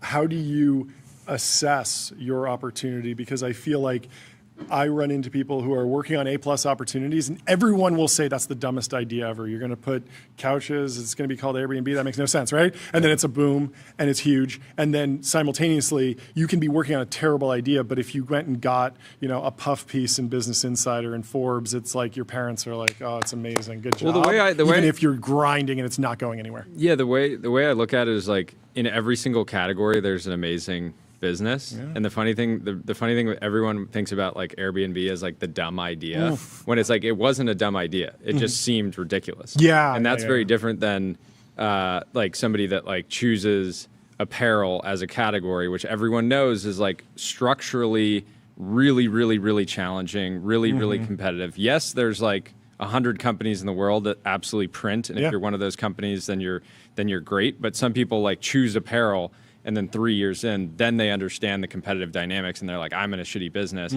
I think that's very different than like choosing the thing that seems silly, even though Airbnb at this point is now like the best business, right? Sure. Massive scale, network effects, a great product, all these things. But I think if you look at the marketplace that you're trying to get into, there's usually going to be a bolus of businesses at some part, and that gives you some idea of where the difficulty in that business is. And so, like, for example, if you're going to get into, I want to start a social media marketing agency, it's like, well, there's a bolus at the bottom, and then very few who ascend to the top, and it's because it's really, really difficult operationally, because if you're really good at marketing, then you can usually make enough money to not work at one of those types of businesses, and so you're constantly you have to be so good at ops and so good at marketing and branding and sales in order to just slowly get these bigger and bigger accounts, and you kind of level up the types of customers that you can go after, because all those businesses go after SMBs, and SMBs are inherently volatile, and so even if you do a great job, they'll still cancel, and so it's just a churn and burn business. Yeah, not to mention your flagship client will eventually say like, hey, we're spending $100,000 on this service, we could hire 5 people that are the best in the world at what they do, and they'll just focus on us. Let's do that instead. Yeah, like there are impediments to that business scaling. Can you do it? Absolutely. But I'm just a huge advocate of just look at what the biggest version of that business looks like, because this is obviously a more tech forward show, but like the vast majority of businesses are not tech businesses. Yeah. Right? There's like HVAC businesses all over the place. There's pool cleaners. There's a lot of shit you can do for money. Yeah. And so unless you want to be a trillionaire, like you can be a billionaire in just about any boring business. You look at what's his name? Is it Brad Jacobs? Yeah. 6 times over. Yeah. Make a few $1 billion. Yeah, a few, and then he has a sequel, a few more billion. You guys are very. Yeah, I never thought of you as home building materials. Yeah, there's just a lot of businesses out there, and so it just depends on like what the goal is. But any business done for like zooming all the way out, if you do one thing for 40 years and you get better every year, you're going to fucking dominate. And so on some level, going after the tech opportunity, though they're for sure are the big mega winners, it's easier to compete against the people who are going after the pool cleaners. There's less sophisticated players, there's less capital, and so having a little bit of street smarts and a lot of work ethic can get you pretty far there. And you look at that compared to you look at the guy who's doing $7 million a year top line, $2.5 million in bottom line, doesn't really work that much, has a crew of guys. Is that the life you want? Yeah. Because there's nothing wrong with that. Yeah. And so I think it's deciding first to the younger guy, like, what do I want, or what is an acceptable outcome, and then what of the many, many paths that are ahead of me have the highest likelihood of me getting there. And then once you pick that path, know that if you stick with that path for 20 years, the likelihood that you fail is basically zero, as long as you have some feedback loop for improvement. Yeah. That's basically it. Figure out where you want to go, find the highest likely path of getting there, and then do not let the opinions of strangers or people who do not have what you want dissuade you from getting there. Yeah. What do you think about, there's this odd trend of entrepreneurship, like, I don't know, like mindset stuff where you got to be doing sauna, cold plunge, meditation. And I feel like that only makes sense once you're successful. And then you look at the successful people and you're like, well, yeah, the rich guy has a sauna, but what was he doing when he was broke? He was waking up and getting on his laptop. But how have you reacted? Yeah, rich people fly private, so I should fly private in order to get rich. Right? It doesn't work. It's conflation. Yeah. Okay, so at the most basic level, you have to do work. Yeah.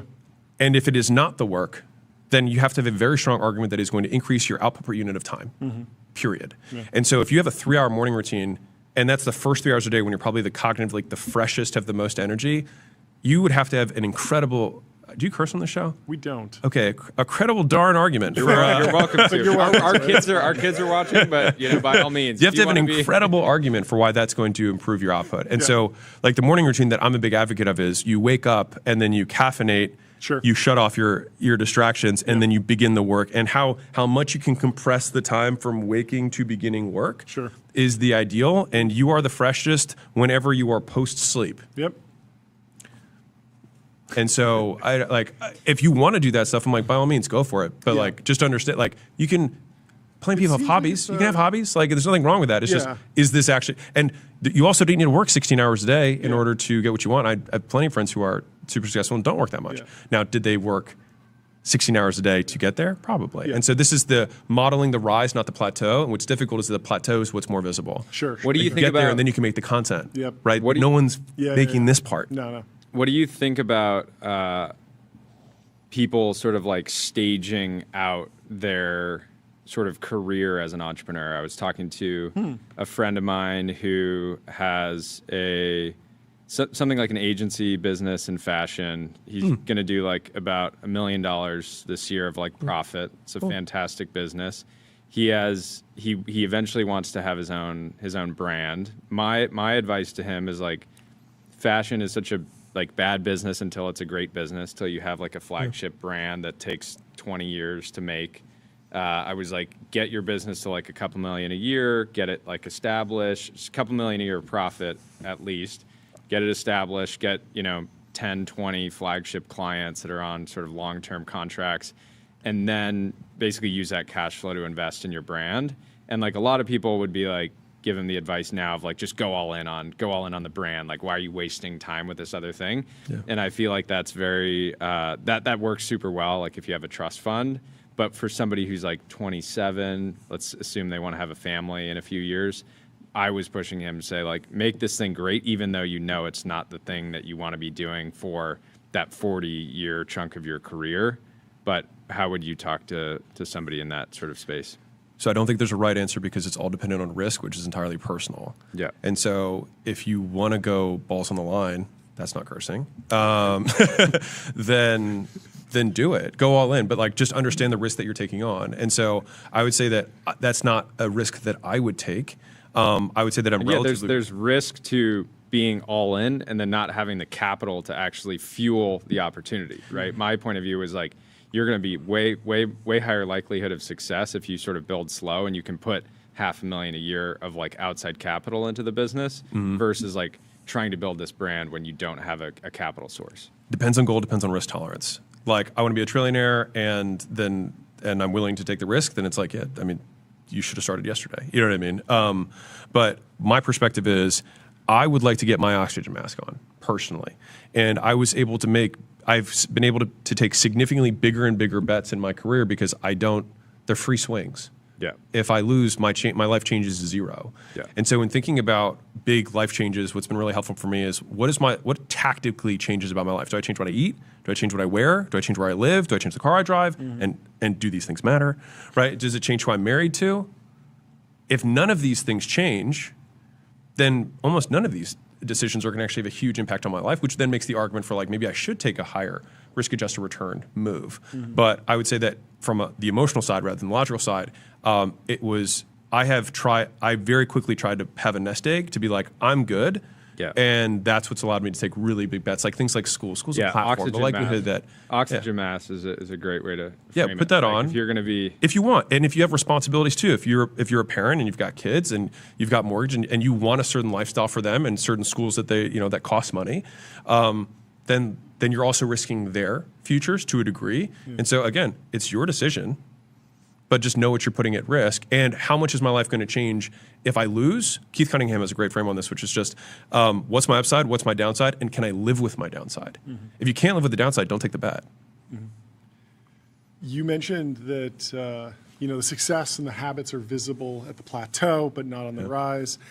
And I agree with you. Like, you're not actually seeing the accurate picture of the up-and-coming entrepreneur, the future trillionaire as it's happening. But at the same time, a lot of businesses increasingly need to do some form of social media on their way up. And the risk there is, like, sometimes companies just get sucked into just being full media companies, or the brand value and the cash flow from the media business outgrows whatever they were doing originally.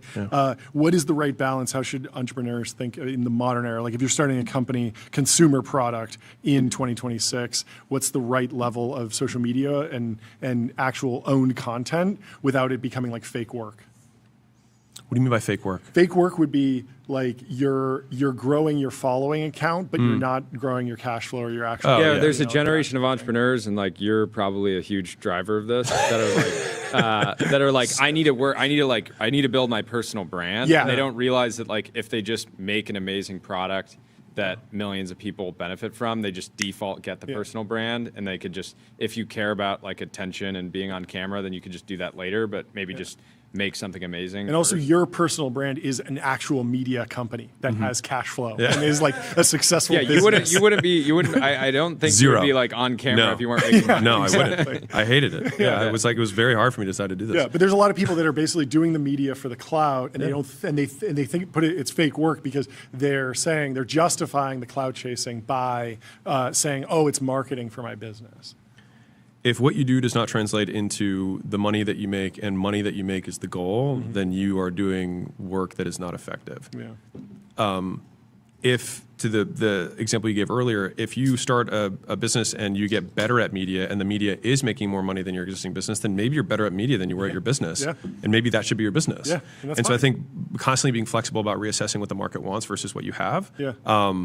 I think Bezos says this, but determined on goal, flexible on path, or whatever way he says that. And he's also a great example of what's Bezos' personal brand. Well, everyone knows who he is. Does he make a lot of content? No. Why? He just happens to own Amazon, right? Yeah. And so I think it depends on what sphere you want to get into. This is kind of interesting. If you were to say, I want to be a big B2B influencer, you cannot be a big B2B influencer without evidence that you are good at business. Period. You could take, and there's plenty of people who take word for word the stuff that I say. There's probably some good counterexamples to that. We don't need to name them. Yeah, it's tough. It's tough. Like, Anyway, there's people that I would say copy you, I think the biggest B2B influencer right now is Elon.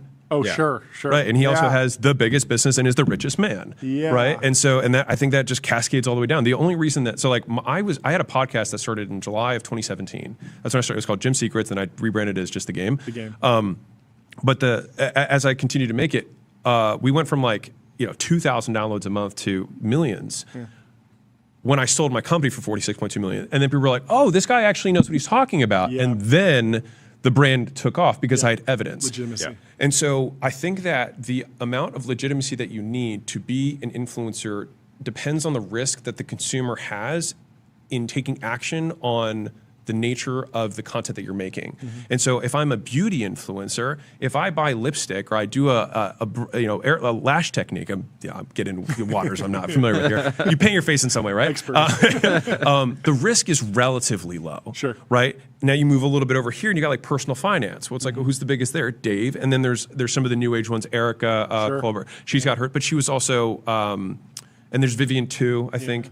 But like they have some credibility behind, and like there's tons. Like if a teacher is in her basement talking about how you should invest in the S&P 500 and says exactly what Warren Buffett says, and maybe they even say it a little bit more compelling than the way that Warren Buffett says, they won't be Warren Buffett because they just forgot to build Berkshire Hathaway. Sure. And so it's like the proof is the pudding. I think, at least my perspective on media is the proof is the pudding, but it varies in terms of how much proof you need. Now, if you're ugly as shit, very hard to be a beauty influencer. Yeah. Tough. Is that but if you can but if you are ugly and then you paint your face so well that you become hot, then you absolutely, because you have evidence, right? And you have a more dramatic point. No, 100%. This is how it works. Yeah. I like that. Talk about status seeking. Okay. It seems like in Silicon Valley, there's often, Naval talks about this, like there's value. Just Silicon Valley. That's what I want to know.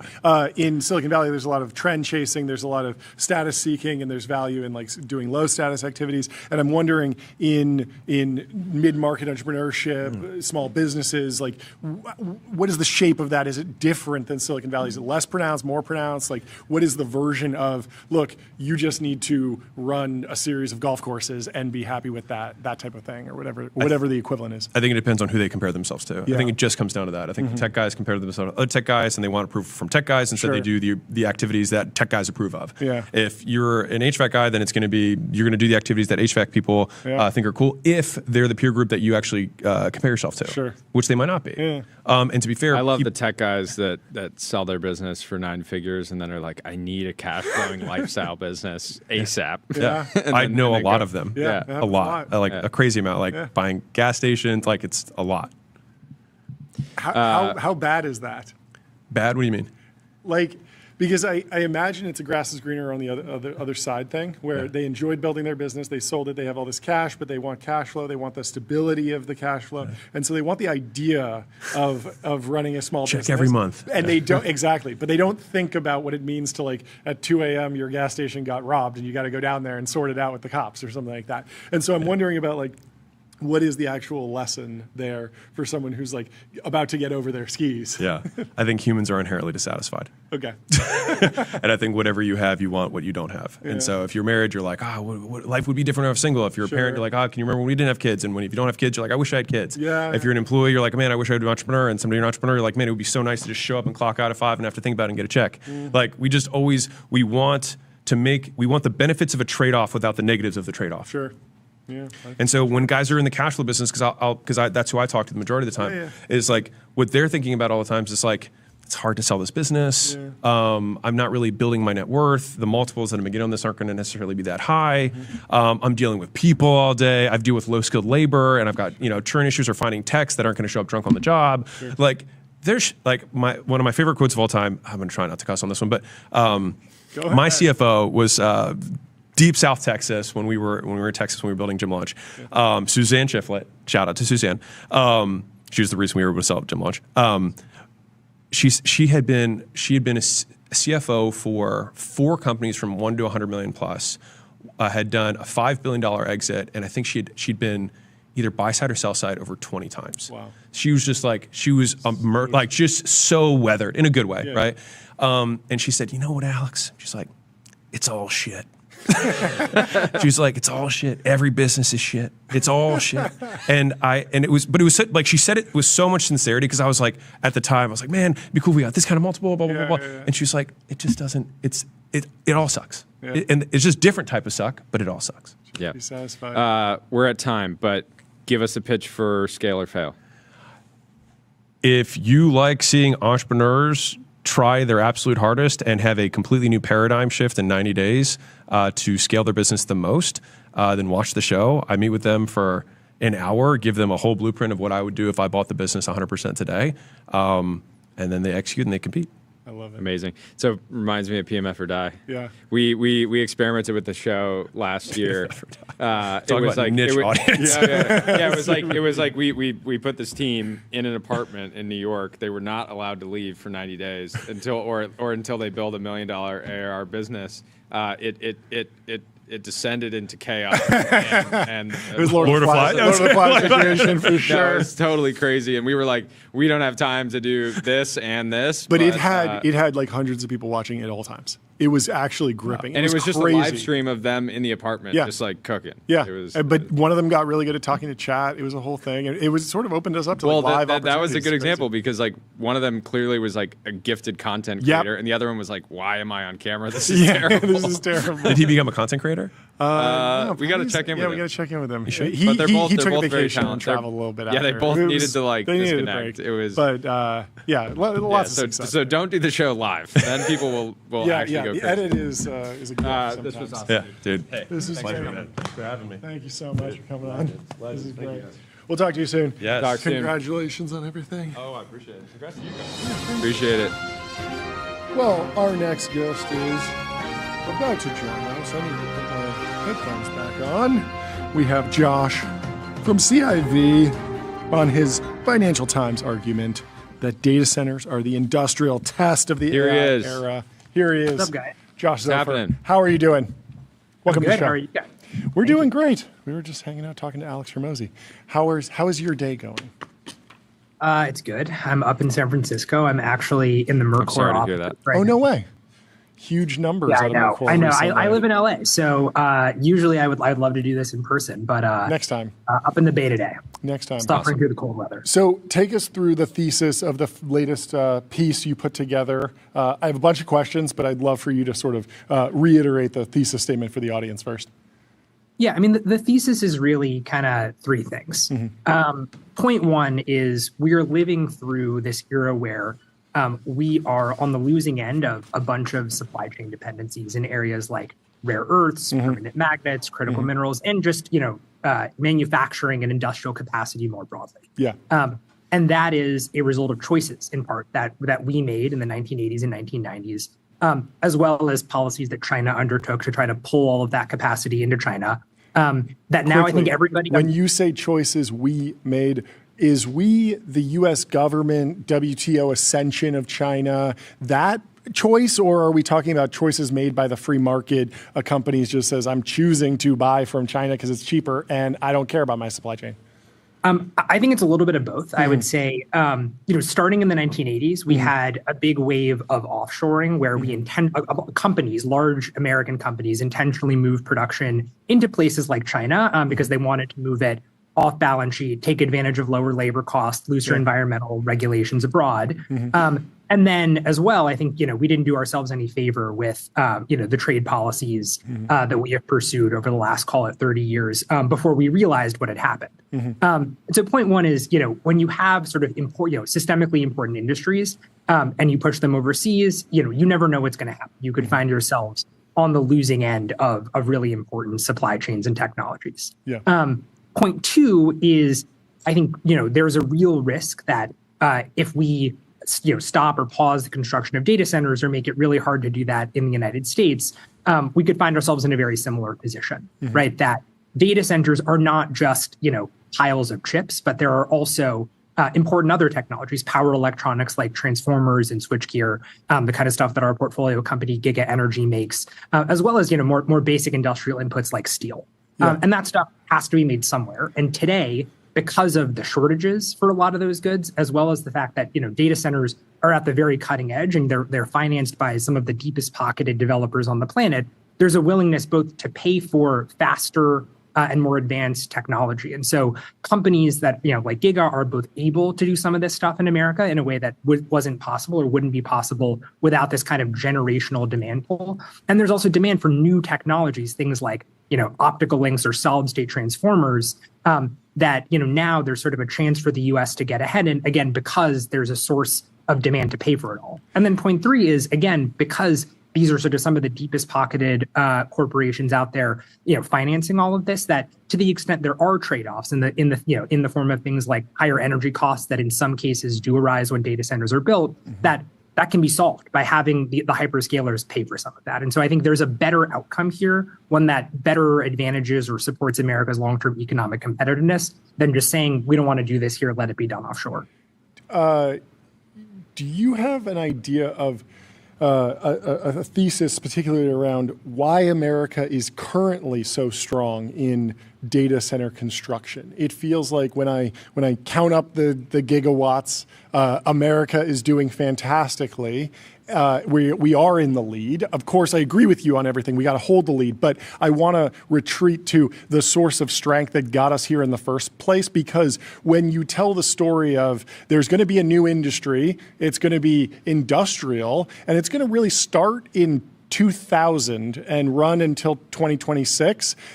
If you had said shoes, I would have said that's going to happen in China. If you had said any other piece of the economy, I would have said that absolutely would have been pushed offshore, pushed out of the United States. And yet we got here to this place where we do have, Virginia and AWS and GCP and Azure and so many massive campuses. And the question is really just, are we going to go bigger? But why didn't we build the data centers abroad in the last 2 decades before there was all this discussion about near-peer competition, geopolitics? It feels like that would have been the natural choice, and yet we did choose to build here throughout the last 2 decades.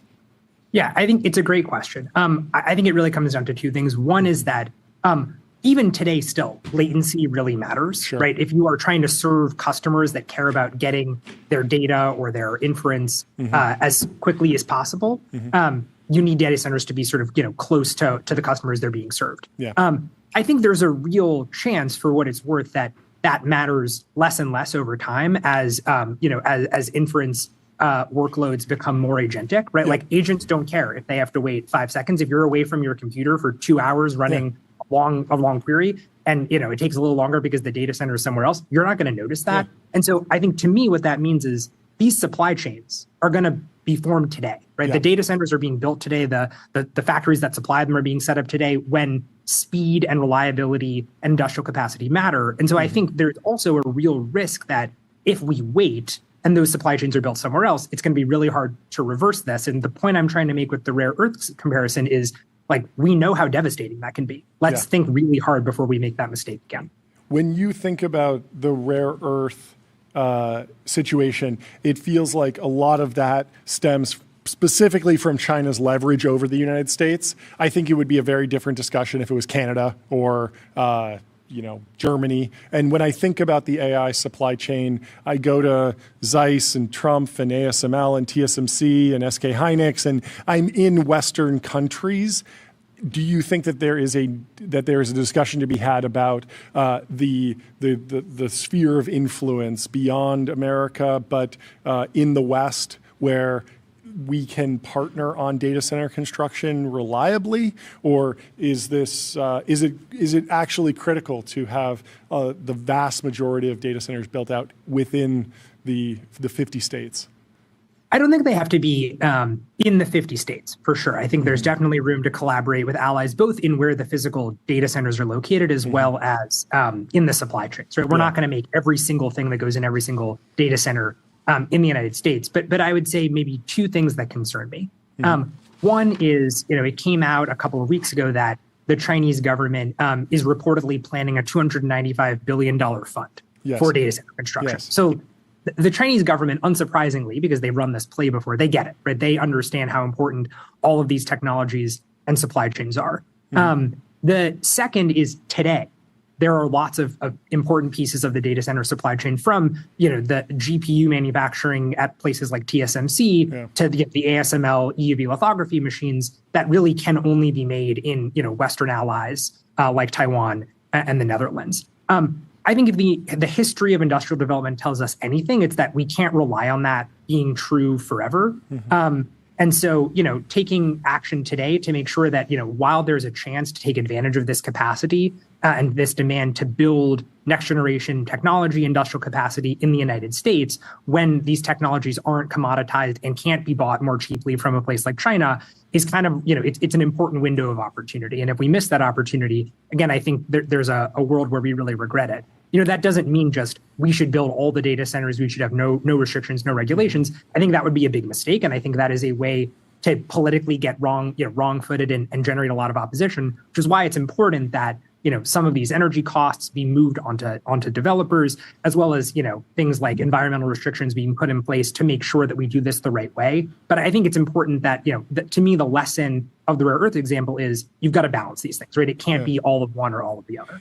Last question. You wrote this in the Financial Times. It clearly will land with a geopolitically minded audience. But while I agree with a lot of what you said, I can't imagine it translating very well to everyday American voters who see AI as very deeply unpopular. How are you thinking about the jumps and the translation layer that needs to happen to actually get American voters on board with this plan?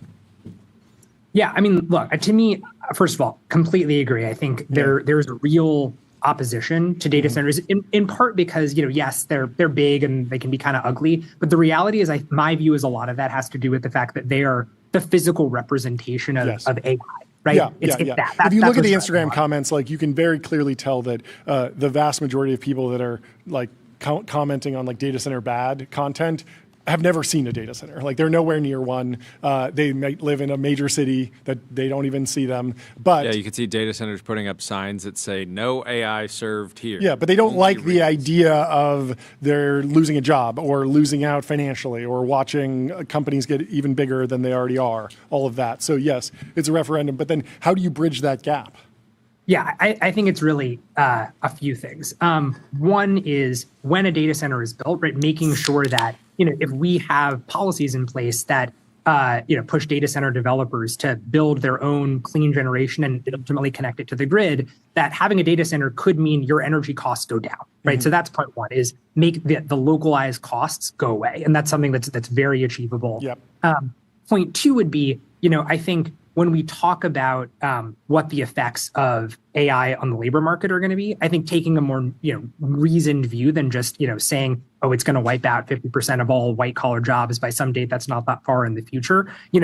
I think the evidence is pretty mixed and the jury is still out, and we have a lot of chances to use public policy tools to make sure that that's not the case, and to tell a sort of a more balanced story and ensure that the American people know that it is not going to be job apocalypse, and that it's going to be the kind of transition that other large technology transitions have been, where over time the composition of the labor force changes, but ultimately it's a source of growth and a source of new job creation. Yeah. And then the last one, and this is really the point I'm trying to get across in this article, is there are lots of parts of a data center, from the steel to the transformers, that need to be made somewhere in a factory.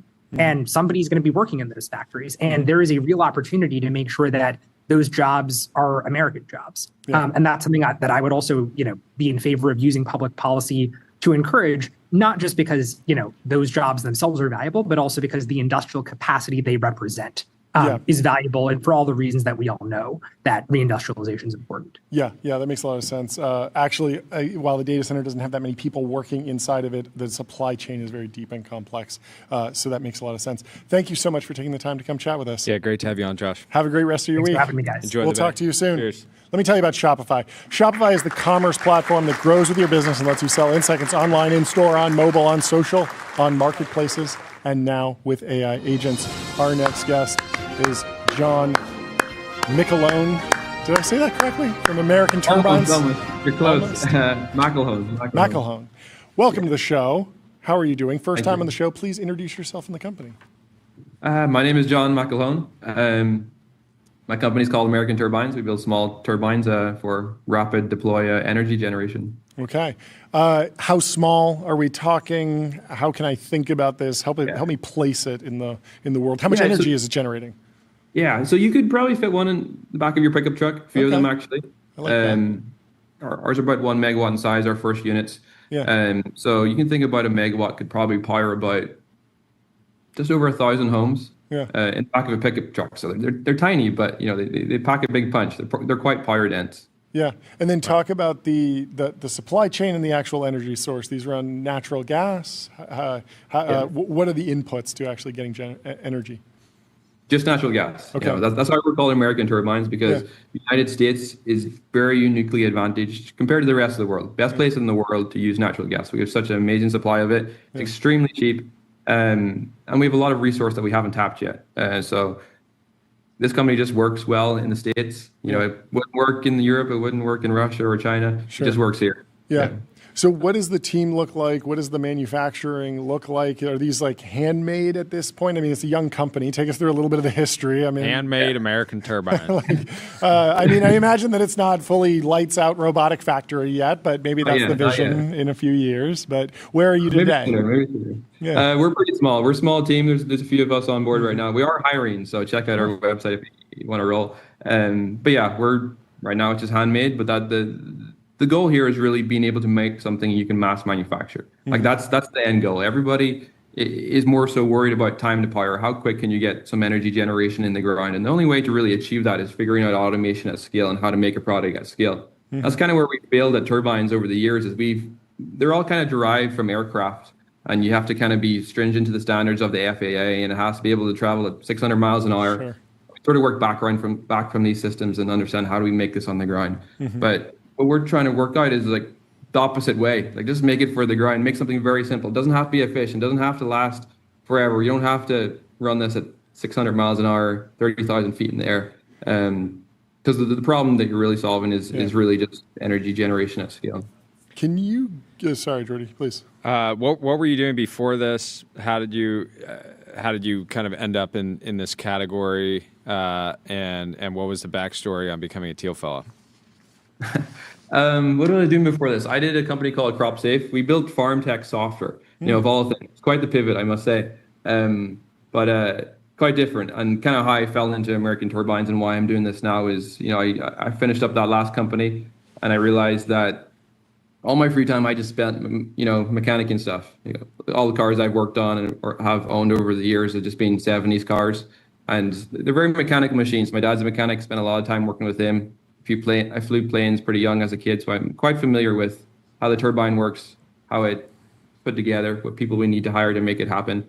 So I figured, you know, my next company should be something that is fun and exciting and cool, and I can scale and I can work with hardware. And I think it's very hard to compete with founders that just, you know, just like this stuff. Like the car behind me, you can see the K truck. That's my car. There you go. And it's got a jet engine. I want one of those. I want one of those trucks so bad. Every time I see a video of one, I send it to my wife. I'm like, we need one. I love it. Can you get me up to speed on intellectual property in this category? Like, I imagine that there's a patent that existed maybe a long time ago on a turbine. Like, can you build on the shoulders of giants? Like, how do you actually create something that you can own that can't be disassembled and copied? Or is it sort of a free-for-all? Yeah, so there's a bunch of patents. Same with any hardware piece. There's a bunch of patents. Yeah. But things with patents are very specialized. The turbine isn't actually very hard. It is hard to make, but it's not very complicated. Our system will probably have less than 40 parts. So that's quite small. And so it's not crazy. The product itself at American Turbines isn't, I don't see it, the turbine itself is like, we're going to have a bunch of IP on this. We're going to spend 6 years filing patents. And we're going to have this like specialized thing we're going to have in a few years. That sucks. That's what a lot of people are doing with like supercritical stuff and a lot of specialized turbines. It's just like you're waiting 5 years for what? So our product I see in the future is really just the manufacturing at scale, like our factory. Like that's really what Henry Ford was able to do with the Model T. Like the product wasn't the car. It was kind of the promise that with the process of manufacturing at scale and these assembly lines, we could create a whole new industry of transportation. And it worked for him. And we kind of need the same for energy. Is we need to figure out how to produce at scale. And you can only do that in kind of automated ways that we're focusing on. Amazing. Well, congratulations on the launch. Thank you so much for coming on the show. Day. Have a great rest of your day, and we'll talk to you soon. Be back on soon. Thank you very much. Cheers, John. Let me tell you about the New York Stock Exchange. Want to change the world? Raise capital at the New York Stock Exchange. Just do it. Stop making excuses and do it. Our next guest is Deena Shakir from Lux Capital. She's a partner there. She's been on the show before, and we're very excited to have Deena back on the show. How are you doing? Hey guys, great to see you. Great to see you too. Welcome back. Give us the latest on the portfolio investments. Also, I mean, I want to zoom out at some point and just take your temperature on how things are going in the private markets and the AI boom. But first, give us the latest and greatest. Absolutely. Well, we've got a lot of exciting stuff going on all the time, and there's definitely no summer lull, as you know, and are reporting on anywhere in venture, and certainly not here at Lux. Yeah. We had You a think big even by announcement. August, I think we could be seeing a bit of a lull. I feel like it's always like it feels crazy, and then you get to mid-August, and it's like, okay. Maybe that's wishful thinking on your part, guys. I don't know if you're going to be taking that August vacation. It's definitely lots of excitement, lots of activity. Our partner meetings are filled with deal pitches, and we've got announcements coming up, nearly every day here. So there's a lot going on. That's great. Especially in the world of AI. Yes. What's the latest in the world of AI? Well, I'm excited to talk about one of our newest investments that we just announced last week. It's actually our very first investment in the GCC, a company called 1001. We had the chance to invest really early. We were there when it was just Bilal and an idea and the seed round, have been following it closely and preempted the Series A, a $30 million round in partnership with early investors, including GC and CIV, and Sanabel actually joined us as well. I'm super excited about the opportunity for applied AI in the Gulf. Yeah, what does what is the status quo of software in the critical infrastructure space? Like, you hear about these massive machines from Siemens, and I imagine that there's some maybe web-based dashboard for something or other, but are those companies asleep at the wheel? Is there just so much opportunity that you can do a yes-and solution where it's not a rip and replace, but it's an additive functionality for critical infrastructure managers and companies? Like, what is the shape of the job to be done? Yeah, I mean, there's a real greenfield opportunity, especially in the region. It's going to come down to the application layer, to deployment. This is, not a novel concept. There's a lot of discussion right now about the distribution advantage. We're sort of moving beyond the moat of models into actually who can deploy on the ground with partners. And what's exciting about the GCC is, of course, we think about them a lot as investors, right? There's a lot of money coming in from the UAE, from Saudi, from Qatar, and elsewhere into these companies. But the idea of a homegrown company that is built for the GCC, which is a true global hub, clearly not only on the investing side, but actually on the customer side, where there's an opportunity for, really fast, massive, multi-$100 billion types of deployments at scale, something that you really don't see anywhere else in the world. Yeah, really quickly, we gotta hit the gong. It came in the middle of an answer, so I didn't get a chance to do it. But Jordan, please. Yeah, what is deal flow like coming out of the Gulf? Like, I can't imagine it's more than like 10% of the opportunities you're seeing, maybe like 5%. But how are you evaluating those opportunities? And do you go there, or do they come here? How does that? Yeah, work? do their money comes here, but then their entrepreneurs, do they come and do a roadshow here, or what is? It's still really early days. There, of course, have been companies innovating in Dubai and all over the Gulf for quite some time. This is our first investment in 25 years. That's a company headquartered there. Certainly, we have a lot of companies that are doing business there, or companies that have gotten investment from the region, but it's still early days. What's really exciting about this company, among many other things, is the founder and the founding team, and this thesis that they have around the diaspora. So how can they catalyze some of the best and brightest entrepreneurs from the region who have worked in the U.S.? Bilal, the founder and CEO, was born in Jordan, studied computer science at Yale, worked for many years at scale, helped to grow their business in the region, had the opportunity to do anything, and saw that there was this incredibly unique opportunity to build a homegrown sovereign AI company focused on the GCC. When we invested, it was just him and an idea, and he has attracted some of the best and brightest. It has been such a joy just to watch the incredible talent that he's amassed around him, and that was one of the early signals for us to really double down. What are the key stops on the calendar in the Gulf these days? If you're in America, you might go to Liquidity by the All In team. You might go to SF Tech Week, Milken, Sun Valley. What are the key stops if you're investing or doing business in the Gulf? Well, the big one, especially in the last few years, has been FII, which takes place in the fall in Saudi, in Riyadh. It's known as Davos in the desert to some. So that's a big one. And many people do a trip around that, where Milken does a big summit as well in Abu Dhabi. And a lot of folks are doing global conferences and actually creating their own versions in the Gulf because there is a lot of opportunity, again, not just on the investing side, but actually now increasingly on the talent side. And we're excited to be at the forefront of that. Yeah, Web Summit's out there too, but tough Web branding Summit in Qatar, because AI killed the web, and the web doesn't even really exist anymore. But they need to rename it Never too AI. late They to should just rename rename AI AI Summit. Summit. There you go. Well, then AI will be out of date. We're going to have to just be constantly changing the names for all of these. Potentially. How are Gulf-based companies pricing relative to San Francisco-based companies?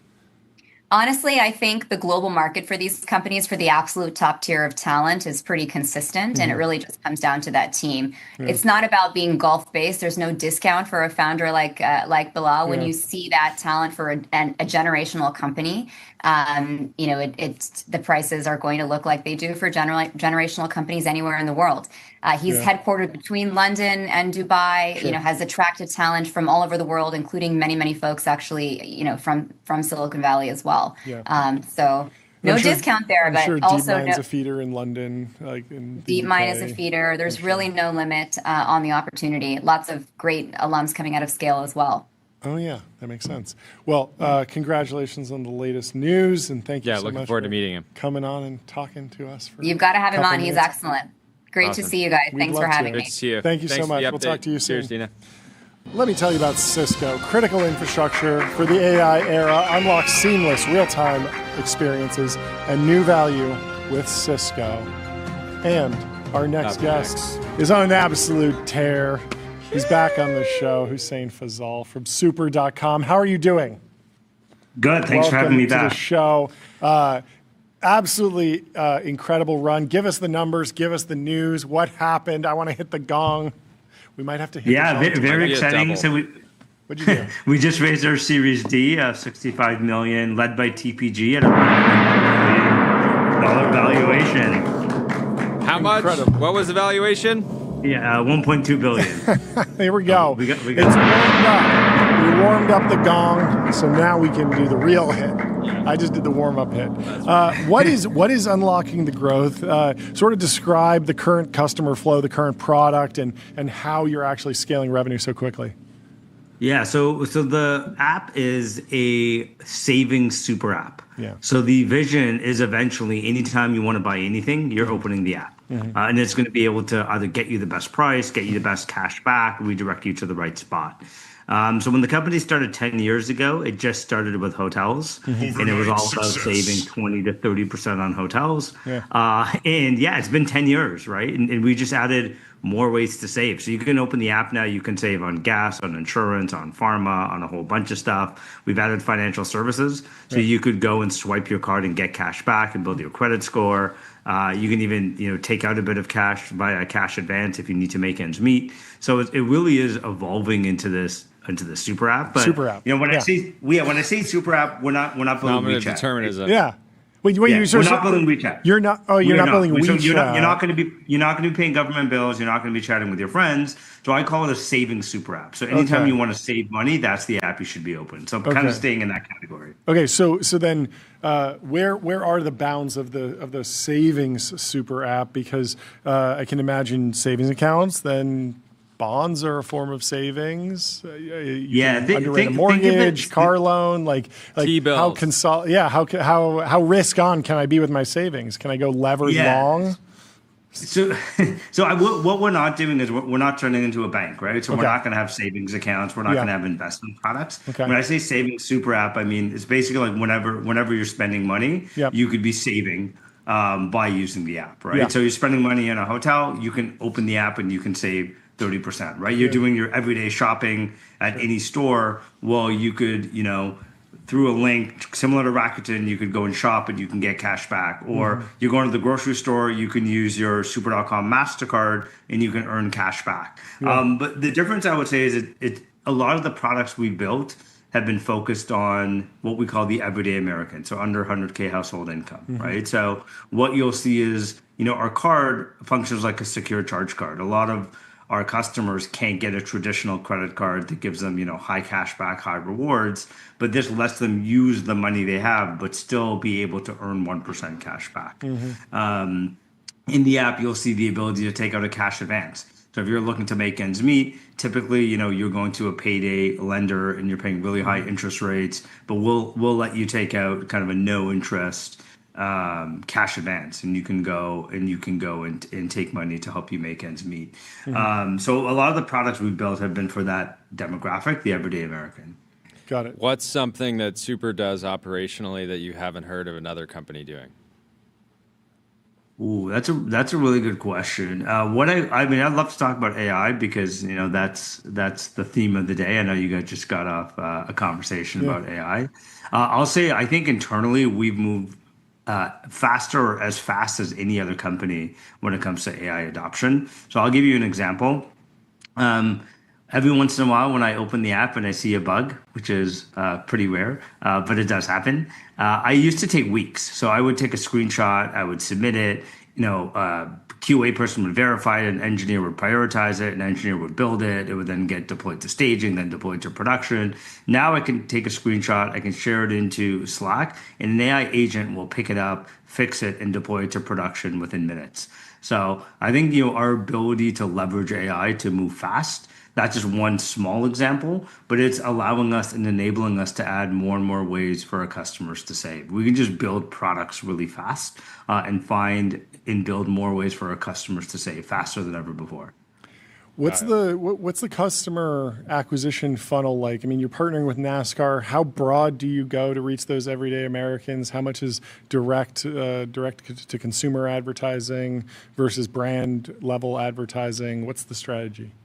Yeah, really good question. So I would say still about 90% of our marketing spend is performance advertising. Now, what I'll tell you is right now, we advertise specific products as opposed to the app as a whole, right? So no consumer is like, oh yeah, the savings super app, I need that in my life. I'm going to go download it right now.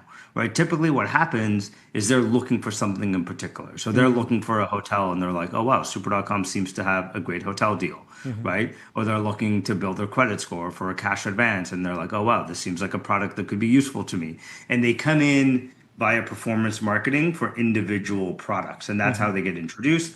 Once they come in, of course, we can then show them other things and other products they can do within the app. So it's about 90% performance, about 10% brand.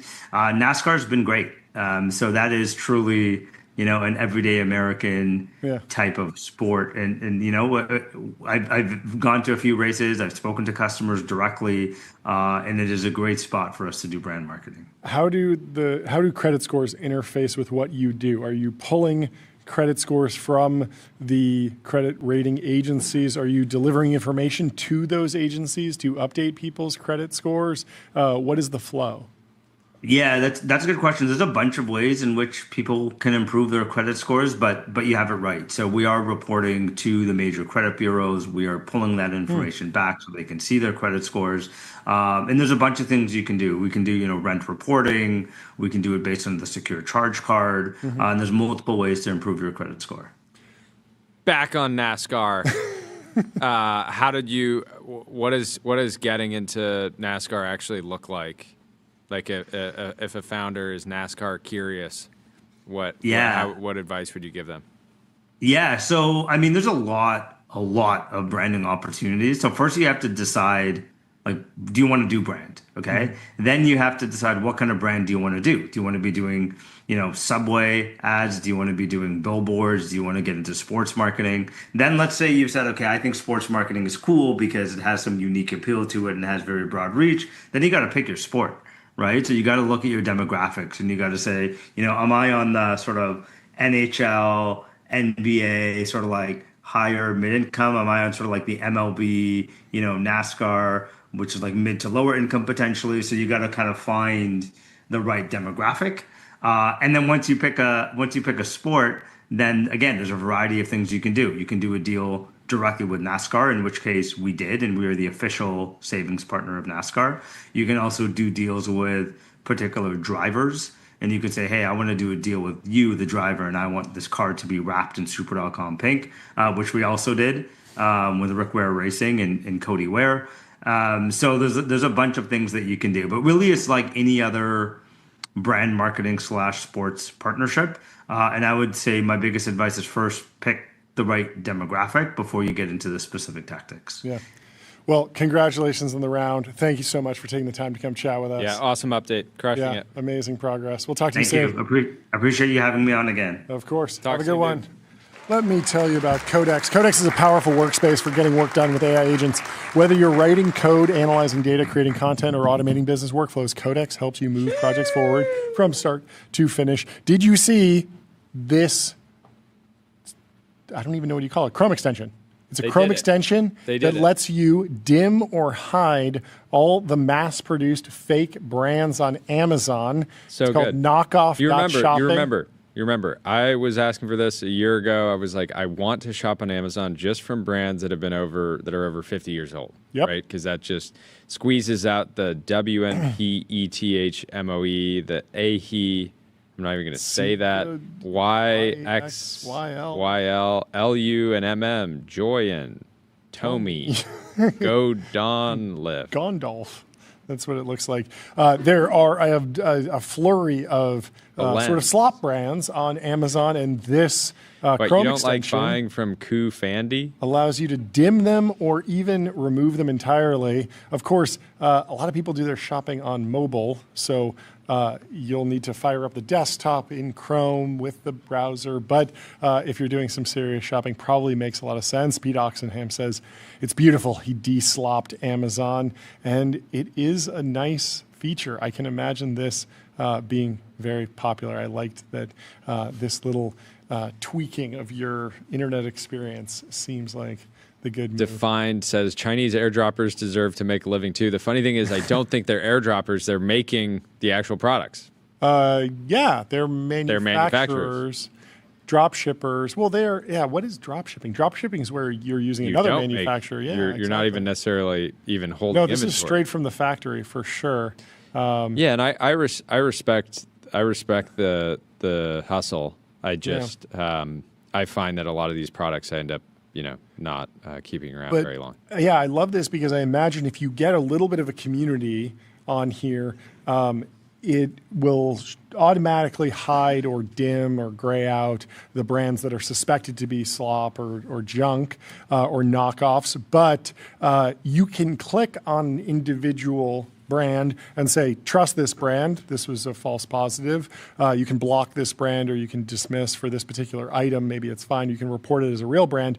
So they're going to be able to collect all of that information across the user base and then merge that together. So the system should get smarter over time, I imagine. But who knows how long Amazon allows this to go on. I imagine that the margins on some of these sloppier brands are potentially better. And so there might be a financial incentive to prevent this type of plugin from running roughshod all over Amazon.com. But at least for now, you can go and enjoy it and take it for a spin at knockoff.shopping. Amazon without the knockoffs. Filters out the trademark squat pseudo brands, the SZHLUXs and Hormozi. These are weird brand names. Very, very weird brand names. I'm surprised they don't come up with a normal name. Like if you're going to be a sketchy drop shipper with a knockoff product, it's pretty easy to go to an LLM and say like, Why not just be the silverware company of China? Yeah, well, that or dog beds. Here the examples are Casper and Carhartt. Come up with another term. Buddy Yeah. dog supply company. There's a bunch of words you could use. I don't know. It doesn't seem like rocket science, and yet it feels like a cat walked across the keyboard with some of these brands. Anyway, go give it a try. Tell us what you think. Fortunately, we have our next guest in the waiting room. Let's bring in John Ney from Norm AI. Welcome to the show, John. How are you doing? Doing well. Enjoyed that brainstorming session you just had on the naming. Always. I mean, I didn't really Always. come up with anything. Do you have a better name for a dog bed company? I don't Wait, know. tell us about the name Norm. You just want to say, hey, you don't need to worry about this, the general intelligence company of XYZ. We're just going to give you some normal AI. Maybe. Is that the idea? Yeah, just straight normal AI. It stands for norm, setting the norms for AI. There you go. And Great. also for normative, for what should be. Sure. When did you start the company? Just under 3 years ago. Okay. And what were the key inflection points that got you to today? How much did you raise? What's the news? Yeah, so the news is today we raised 120 million at 1.2. Whoa. Jordy, Okay. hit that. There we Thank go. you. $120 million Series C. Coastal Ventures is in. Valuation's $1.2 billion, not too shabby. But what has growth been like? Who are the key customers? How are you describing the product to them? Yeah, so what we've done is we started out selling directly to in-house teams. So places like Blackstone, New York Life, mainly large financial institutions. Sure. And as we were doing that, we realized the outside counsel opportunity was huge. Yeah. So they're spending billions of dollars on outside counsel. So this is for things like fund formation, transactional work, a lot of different things they work with, like Kirkland & Ellis and Simpson Thacher and other firms like that for. Yeah. And as you're working with them, we realized the opportunity of taking the legal AI agents that we were building and then having that power a law firm to be able to serve as outside counsel on those billions of dollars of spend that they're working on would be an amazing opportunity for us, and then also to be more aligned with the clients that we already had. Yeah, so talk about the key decision to not just supercharge the in-house counsel with effectively a software product, but instead actually spin up a proper partnership. You have an LLP, right?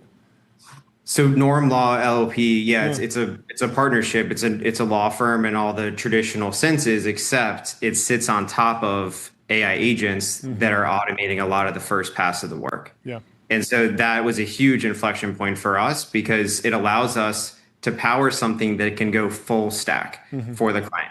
And this is actually sort of related to my past. So this is my second company. I was the founder and CEO of another AI company before this.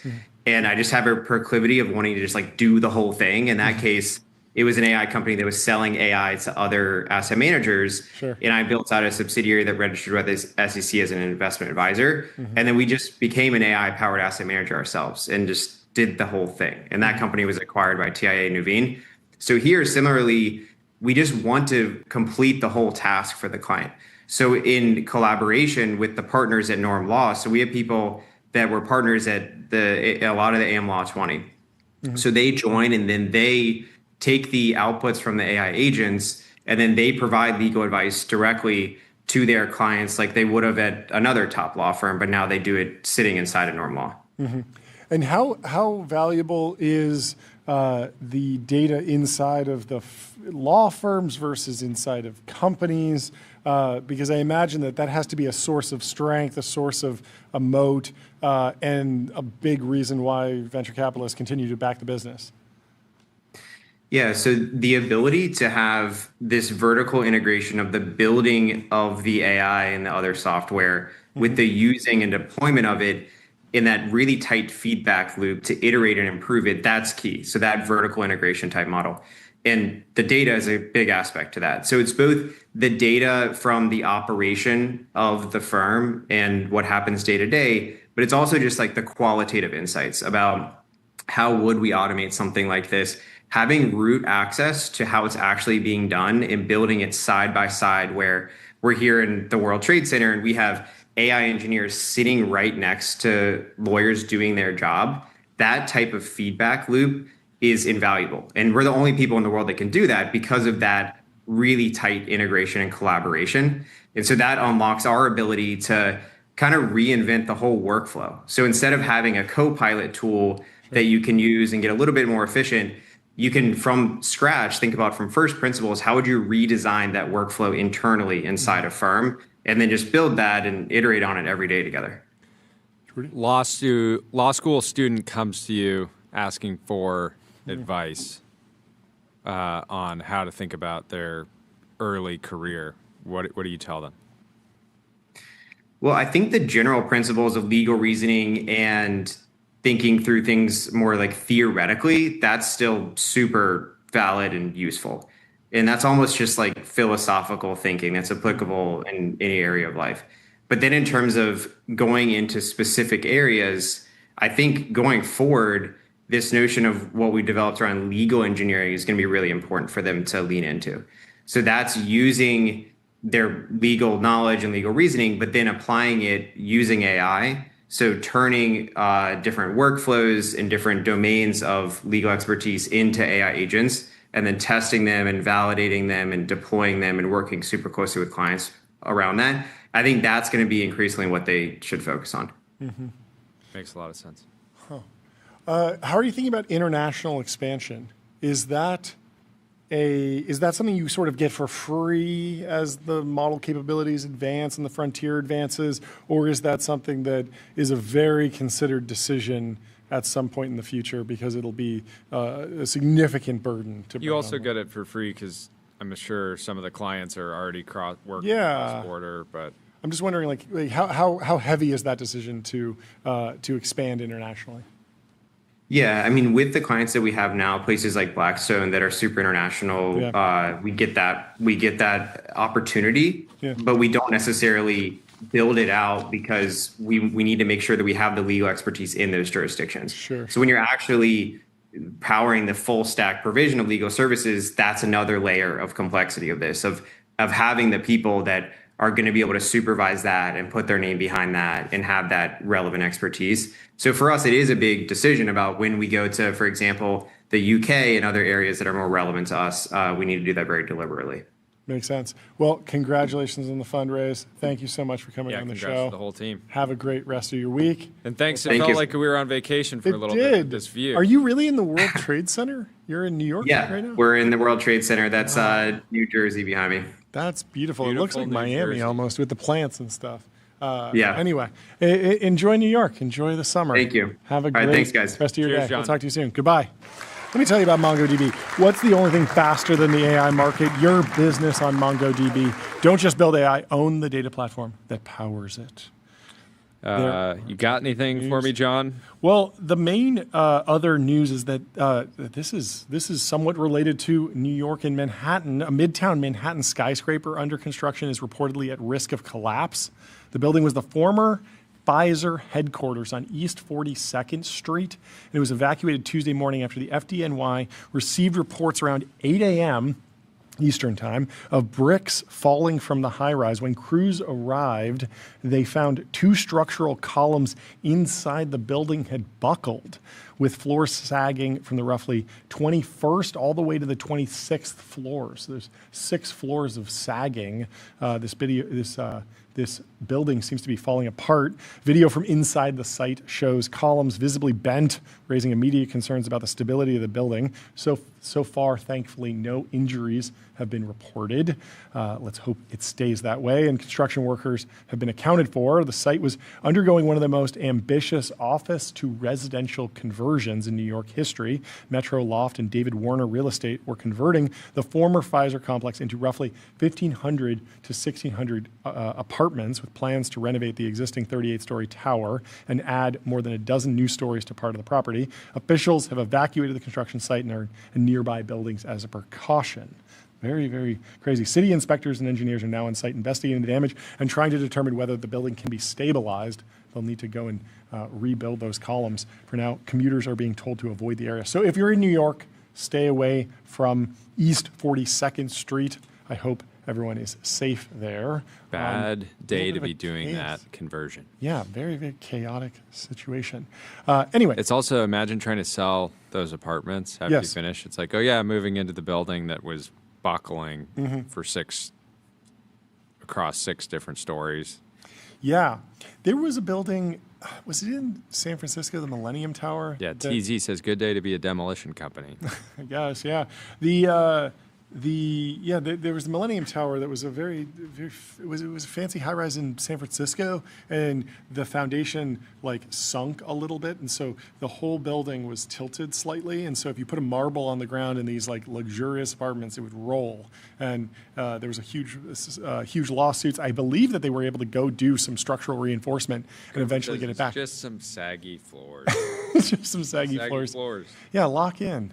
Just maybe it's just a mindset Stop issue. sweating the details. Okay, What do you think of this? What do you think of this Sunlight? Sunday Light. We've talked about these a few times. Philips launched one, I believe.